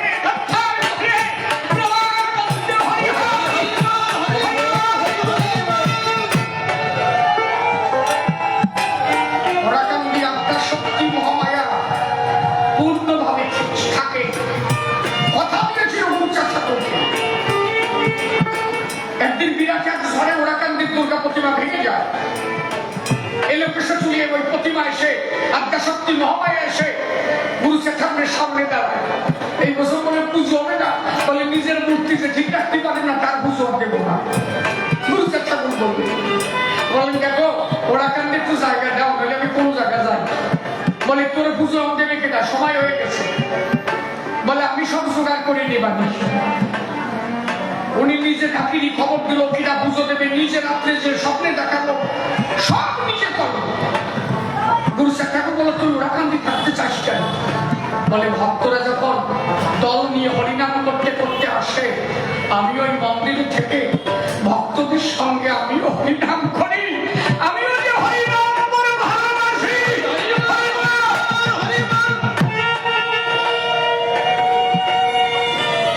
এই জন্য মহামায়া ওরাকান্দিতে বসে গেছি। আদ্যা সত্যি মহামায়া চোখের জল ঝরে করছে। দলদল মীর সাহেব দেখে বললো আজকের থেকে আমি তোমাকে চিনতে পেরেছি, তুমি সামান্য মানুষ নয়। আমি তোমার সমস্ত কথা রেখে এদের চাকরির ব্যবস্থা আমি করে দেব। শেষ পর্যন্ত মীর সাহেব আমার শ্রী গুরু চাঁদের কৃপায় 1906 সালের প্রথম শশী ভূষণের চাকরি হয়। সাব রেজিস্ট্রার পদে তার প্রথম চাকরি হলো। সেই দিন থেকে নমঃশূদ্র মুক্তি পেয়ে গেল। যদি গুরুচাঁদ না আসিত এদের চাকরি কেমনে হতো? এখন বড় বড় নমঃশূদ্র আছে কলকাতায় কত, ওকে বাড়িতে দেখলো হরিগুরুচাঁদ কোন খবর নাই। কিন্তু কার কি পাই ওরা চাকরি করলো এটা কবু খোঁজে নাই। এই যে বড় বড় ডাক্তার দেখবা আমাদের মধ্যে যে সাক্ষী ডাক্তার গুলো আছে না, এটা গুরুচাঁদের অবদান। আমি একটা ক্যাসেটে বলেছি, শুনে দেখবা। এটা অনেকে জানে না। গুরুচাঁদ ঠাকুরের বড় ছেলে যে শশী ভূষণ ঠাকুর, ওনার শ্বশুর বাড়ি ছিল চাঁদশিরিয়া, জয়পুরের পাশে। ওই চাঁদশিরিয়ার একজন ডাক্তার ছিল, উনি মনসা পুজো করত। হরিচাঁদ ঠাকুর গুরুচাঁদকে বলে গেছিল তোমার ছেলে বিয়ে নিও ওই চাঁদশি ডাক্তারের সাথে, ওর দ্বারা সমাজের কাজ হবে। যখন সম্বন্ধ গেল গুরুচাঁদের ধারে যে শশী ভূষণকে আমাদের মেয়ে নাও, গুরুচাঁদ ঠাকুর চিন্তা করে বললো হ্যাঁ বাবা একদিন বলে গেছিল ওই ঘরের মেয়ে নিতে হবে, ওই ডাক্তারকে দিয়ে আমার সমাজে ডাক্তার বানাইয়া এদের দিয়ে সমাজের উন্নয়ন করাতে হবে। সেইখান থেকে বাইরে যারা ডাক্তারি করতে যায় এদের সাক্ষী ডাক্তার, ওই সাক্ষী ডাক্তারের কাছ থেকে শেখার জন্য এদের নাম হলো সাক্ষী ডাক্তার। ওরা হচ্ছে গুরুচাঁদ ঠাকুরের বিয়ের বাড়ি।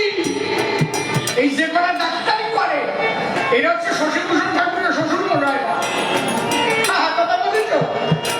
এ জাতের জন্য গুরুচাঁদ ঠাকুর যা ভেবেছে আর কেউ কোনদিন ভাবেনি। এটা মনে রাখবে। 1920 সালে গুরুচাঁদ ঠাকুরের নামে একটা ট্যাক্স দেওয়া হয়েছে। এই ট্যাক্স রদ্দ করেছিল কারা জানো? ব্রিটিশ সরকারের বিরোধে এই আমলা মন্ত্রী কারা ছিল? একটা নাম ছিল জানো কাহিনী? সব আমলা ছিল, সব একাশ। ওরা করতো কি আমার এই সমাজকে ওদের কাছে এদের নামে বদনাম দিয়ে এদের দিয়ে জঘন্য কাজ করা। ওই আমলারা গিয়ে বললো ওরা কান্দি এত টাকা আসে, গুরুচাঁদ ঠাকুর ট্যাক্স দেয় না। ব্রিটিশ সরকার এলো, গুরুচাঁদ ঠাকুর বললেন আমি ট্যাক্স দেবো কেন? এ আমার বাবার ওরাকান্দি মেলা হয়, ভক্তরা টাকা দেয়, দানের টাকার আবার ট্যাক্স হয় না। এই টাকার আমারও কোনো অধিকার নাই।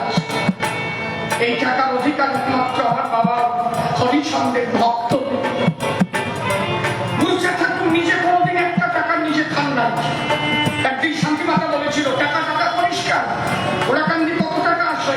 বলে মা হরিকল্প বৃক্ষে টাকা ধরে, কিন্তু গুরুচাঁদের কাছে টাকা ধরে না। ও টাকা আমার না, ও টাকা আমার যত হরি ভক্ত।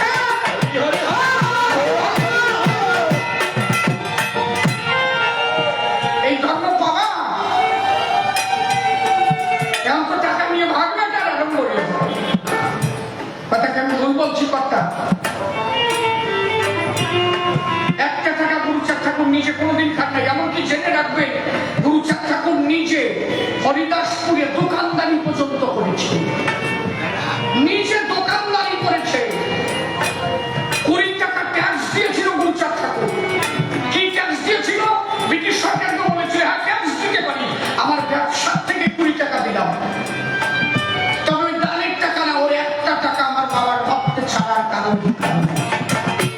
ব্রিটিশ সরকার ধন্য ধন্য করেছিল যে তুমি এত বড় একজন আইলানুক ব্যক্তি, এত সত্যনিষ্ঠ ব্যক্তি, বলে আমি যে 20 টাকা দিলাম এটা সরকার পাবে, কারণ আমার সরকারকে এ টাকা দেওয়া উচিত, কারণ আমি সরকারি ব্যবসা করব।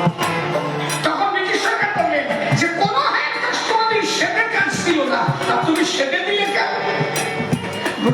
সেদিন ব্রিটিশদের বলেছিল আপনাদের কাছে আপনার আমলা যারা বলে না, ওই যে কোন আমলা আছে বলে না যে সারাল নামে জাত আছে এরা আইন কানুন মানে না, আপনারা গিয়ে ওই কোরআনে বলবেন যে সারালদের মধ্যে এমন লোক আছে যে সেদেও ট্যাক্স দিতে পারে।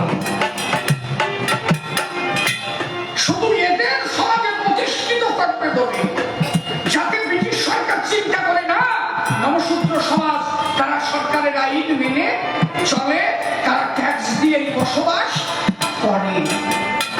জীবনের সর্বস্ব ত্যাগ করেছিলেন শুধু এই জাতির কারণে।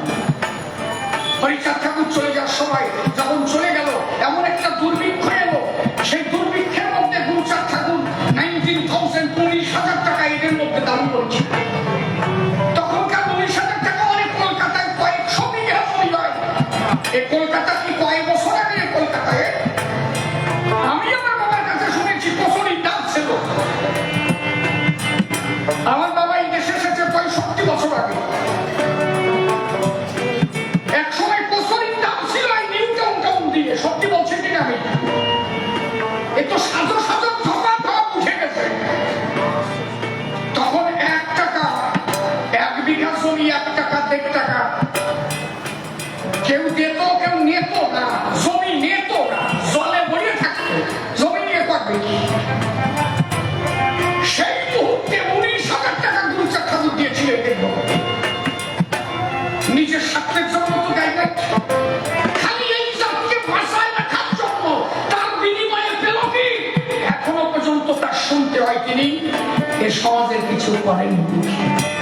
এত বড় বদনাম এখনো তার নামে চলে। আরে বললে কি তোমার তুলসী মালা থাকতে পারে, তুমি গীতা পড়তে পারো, তুমি যে কোনো ধর্ম করতে পারো, তোমার ছেলে যদি চাকরি করে, তোমার ছেলে যদি ভালো স্কুলে পড়ে, তুমি বৈরাগী হলেও একবার ভাবা উচিত যদি গুরুচাঁদ না আসতো আজকে এত স্বাচ্ছন্দ্য হবে তোমার জীবন কোনোদিন থাকতো না। এটা একমাত্র হরি গুরুচাঁদের দয়ায়। এই জন্য গুরুচাঁদের অবদান কোনোদিন ওরা যায় না। শুধু এই সন্ধান গাড়ি কাটতে গিয়ে কত ধৈর্য করেছিল জানো? সারাল বলে কাটতো, রাস্তা দিয়ে মতো সারাল যাচ্ছে। এখন তো তোমার পাই না, তুমি নমর ঘরের বইলে কি হলেও পাই না যে ওই যে চাল যাচ্ছে বলে না শুনতে যাচ্ছে। তাই টাকা গুরুচাঁদ ঠাকুরের দেওয়া, তার জন্য হলেও তো একটা প্রণাম গুরুচাঁদ ঠাকুর পায় তোমার কাছে, পাই কিনা? মিথ্যা বলছি আমি নাকি? তোমার উচিত তার একটা প্রণাম দেওয়া।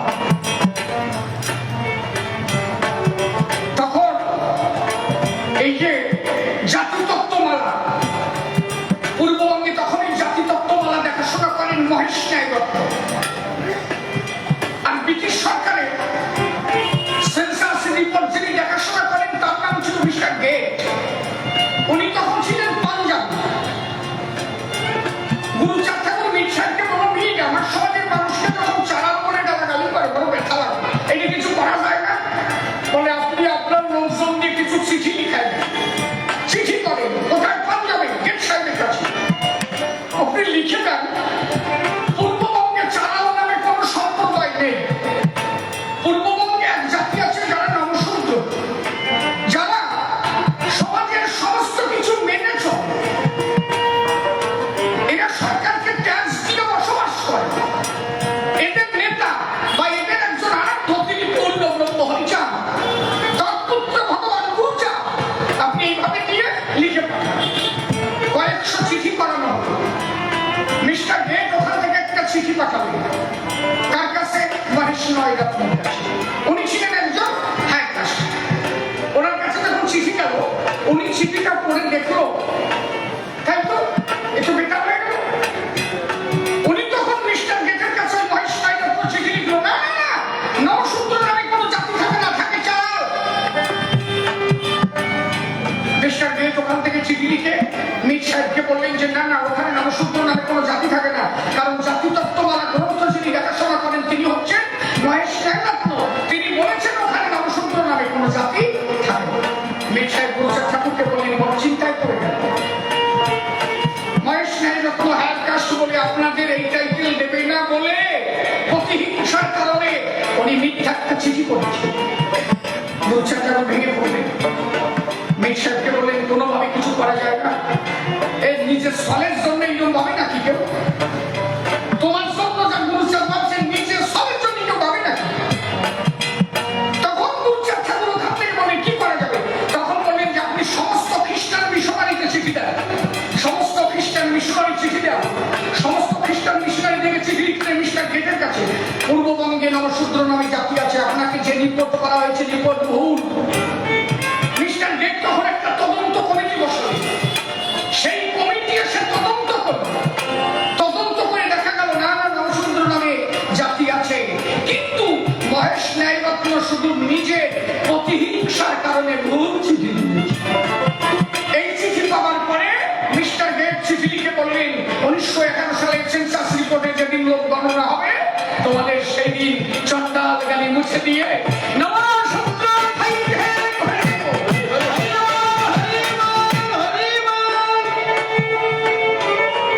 এসব অবদান কেউ বলতে পারে কোনদিন? একসময় ভারতবর্ষে, এই ভারতবর্ষের রাজধানী ছিল দিল্লি। কলকাতা প্রথম ছিল, পরে চলে গেল দিল্লি, তাই তো? যখন কলকাতা থেকে রাজধানী ট্রান্সফার হয়ে দিল্লি গেল, তখন এই দুটো অঙ্গের দেখাশোনা করে ব্রিটিশ সরকারের একজন প্রতিনিধি ছিলেন, যার নাম ছিল মিস্টার কারমাইকেল। এই কারমাইকেল গুরুচাঁদ ঠাকুরকে একটা চিঠি দিয়ে বলেছিল যে তোমার সঙ্গে আমার কিছু কথা আছে। পদ্মা নদীর পাড়ে গুরুচাঁদ ঠাকুরের সঙ্গে আলোচনা হয়েছিল। গুরুচাঁদ ঠাকুর উনি তো ইংলিশ বলতে পারতেন না। গুরুচাঁদ ঠাকুর মীর সাহেবকে বলেন, আমি বাংলায় বলবো আর তুই ট্রান্সলেট করে ওনাদের বুঝবো। মুখপাত্র হয়েছিলেন মীর সাহেব। মীর সাহেব মুখপাত্র হয়ে যখন মিস্টার কারমাইকেলের সঙ্গে কথা বলছে, কথা বলতে বলতে বলতে বলতে একটা সার্টিফিকেট নিয়ে মিস্টার কারমাইকেল লিখিত করে বললেন যে অনুন্নত সম্প্রদায় যদি কেউ কুলপতি থাকে, কোন কুলজাতি বা কেউ যদি শ্রেষ্ঠ থাকে, আজ হইতে আমি স্টাম্প করে গেলাম, সেটা গুরুচাঁদ ছাড়া এ সমাজে আর কেউ হতে পারে। এটা ব্রিটিশ সরকারের স্টাম্প করা। কেন? না না, বুঝে গেছে? এই বৃহৎ আলোচনা কোনো শেষ নাই। এদের জন্য যা করেছে, ভগবান আমি কারে পাবো? সত্যটা ঘটনার মধ্যে বোঝায় বিষয়টা কেমন। একটা বাচ্চা ছেলে পড়ে আছে রাস্তার ধারে, একটা ধর্ম অনুষ্ঠান হচ্ছে সত্য মন্দিরে। এক মাস যাবতীয় ছেলেটা কোনো খাবার টাহার নাই, কেউ নিয়ে তাদের দুটো অন্ন সেবা কবু নাই। ছেলেটা রাস্তার পাশে বসে কাঁদছে। এক মাস পরে কোন একজন সব হৃদয়বান ব্যক্তি ওই রাস্তা দিয়ে যাচ্ছে। ছেলেটার কান্না শুনে উনি বললেন, খোকা তো কিছু খাও নেই না? না, এক মাস পর্যন্ত আমি খাই না। কেন খাও না? পাশে একটা ধর্ম অনুষ্ঠান হচ্ছে। বলছে আমি গিয়েছিলাম, আমি নাকি ছোট জাত, আমার নাকি ধর্মের অধিকার নাই, আমাকে ওখানকার ঘাট ধাক্কা দিয়ে বের করে দিয়েছে। আচ্ছা তুমি আমার সঙ্গে চলো। ছেলেটাকে বাড়ি নিয়ে স্নান করিয়ে, নতুন বস্ত্র পরিয়ে, নিজে ভাত না খাইয়ে তেরো ধরনের দান করছে, খাও। ছেলেটা খাচ্ছে আর চোখের জল ঝরছে। খাচ্ছ কেন? বলে এমনও কোনো বান্ধব আছে আমি জীবনে দেখি নাই। আজকে আপনি যদি না থাকতেন, তাহলে আমি ওই রাস্তার পাশেই ঝড়ো জঙ্গলের মধ্যে আমার শেষ জীবনের অন্তিম লগ্ন কেটে যেত। ধীরে ধীরে ছেলেটা বড় হলো, ভালো চাকরি পেল। একদম ওই চাকরির মধ্যে কয়েকজন হায়ার কাস্ট ঘনিষ্ঠ বন্ধু ওই ছেলেটাকে বলতে লাগলো, তুমি কোনোদিন ভগবান দেখেছো? বলে হ্যাঁ দেখেছি। সত্যি দেখেছো? হ্যাঁ দেখেছি। কে সে ভগবান? বললেন আমার একজন মানুষ। আমি একটা রাস্তার পাশ দিয়ে পড়েছিলাম 1 মাস, কেউ আমাকে খেতে দেয়নি। রাস্তার ধারে নোংরা খেয়ে বেঁচেছিলাম। একজন বৃদ্ধ মানুষ, অপরূপ চেহারা, আমাকে সে নিয়ে আমাকে যত্ন করে খাওয়াইয়ে পড়াশোনা করে মানুষ করে আজকে আমার চাকরি দিয়েছে, আমাকে সুন্দর একটা জীবন দিয়েছে। আমি ভগবান কাকে বলবো যে মানুষটা আমাকে এত সুন্দর জীবন দিল? আমার কাছে সে ছাড়া জগতে আর কোনো ভগবান হতে পারে না। বলেন তিনি কে? বলেন তিনি একমাত্র আমার বাবা গুরুচাঁদ ঠাকুর। আর সেই মানুষ শুধু আমি একা না, সেই মানুষ নবসূত্র সমাজে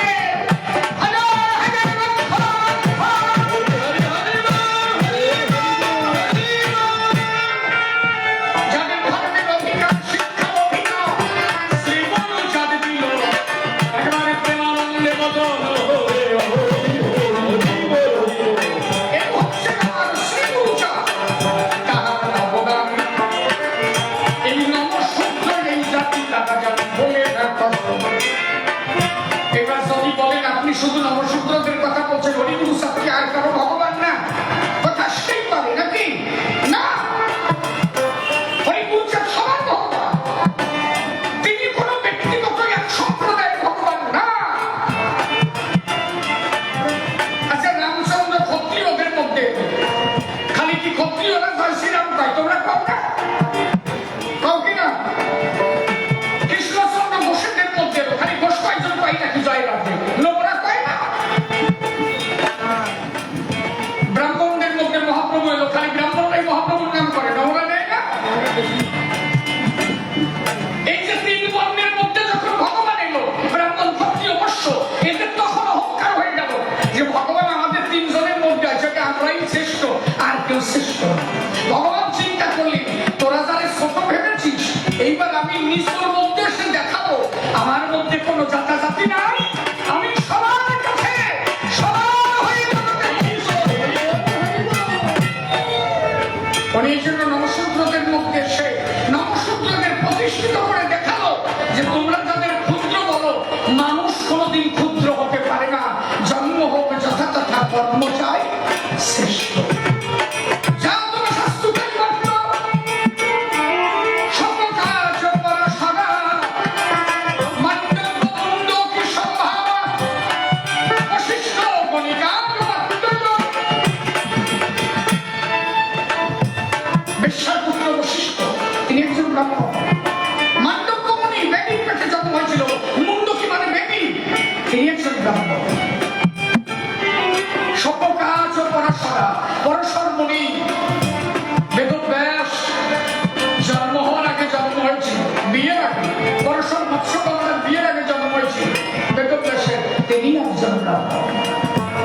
এই জন্য গুরুচাঁদ ঠাকুর বলেছে, তোমার কর্মের দ্বারা জগতে বড় হওয়া চাই। তাহলে কর্ম করে শ্রী গুরুচাঁদ আমার প্রতিজ্ঞা মনে হলো, একবার শ্রী গুরুচাঁদ প্রেমানন্দে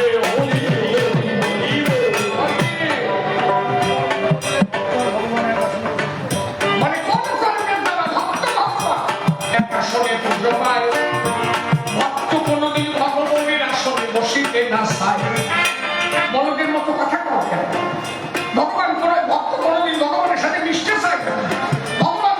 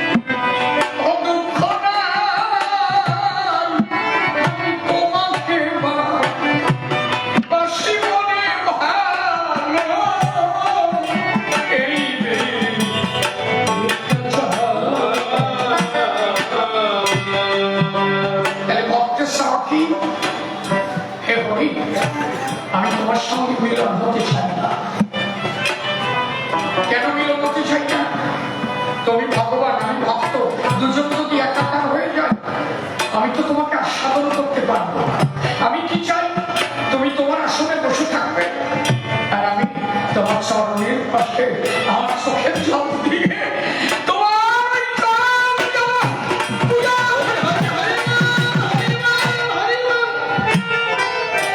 এই হচ্ছে ভক্তের জল। এই জন্য এই গানটা অশ্বিনী ঘোষাল লিখেছিল। আমি এই ভাবনা ভাবি ভাবি থাকতো অনেক তুমি হলো গতিনি গঙ্গা আমি হব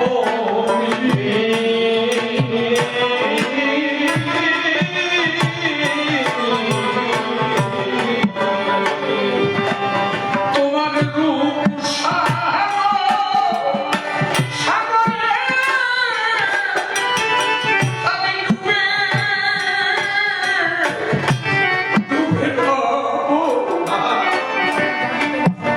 ওরে আমার সাথীতে আমার সোনা আমার জাগিতে মা আমার সোনা তোমাকে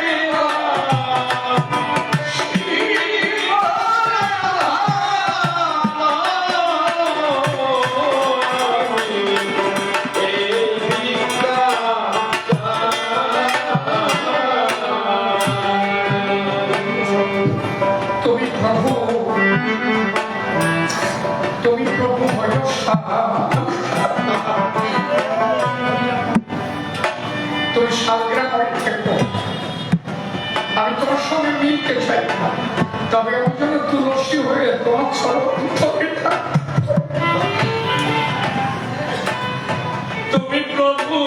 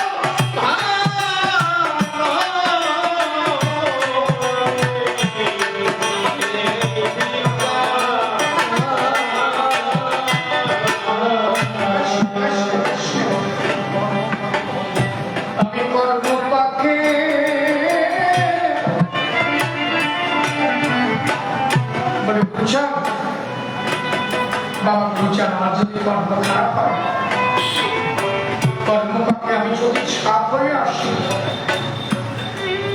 আমি যদি সর্প হয়ে আসি, ভক্তের আশা কি? আমার কর্ম খারাপ হয়ে যদি সর্প জমিকে ভেদ করি, কথা নিও সেদিন তুমি মনি হয়ে আমার মাথা তুমি আমার তুমি আমার মাথায় থেকে আমি যেন তোমার স্মরণ আমি কর্ম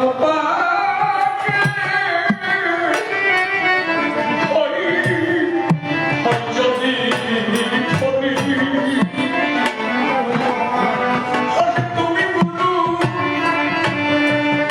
তুমি গুরু হয়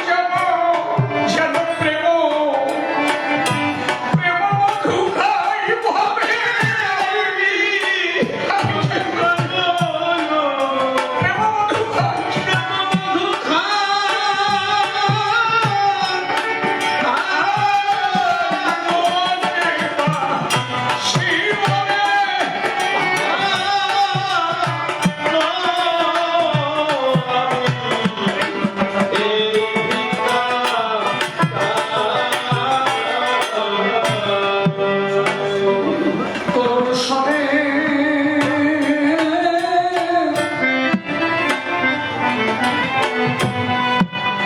সরে তারাও সেদিন আমার বিনয়হীন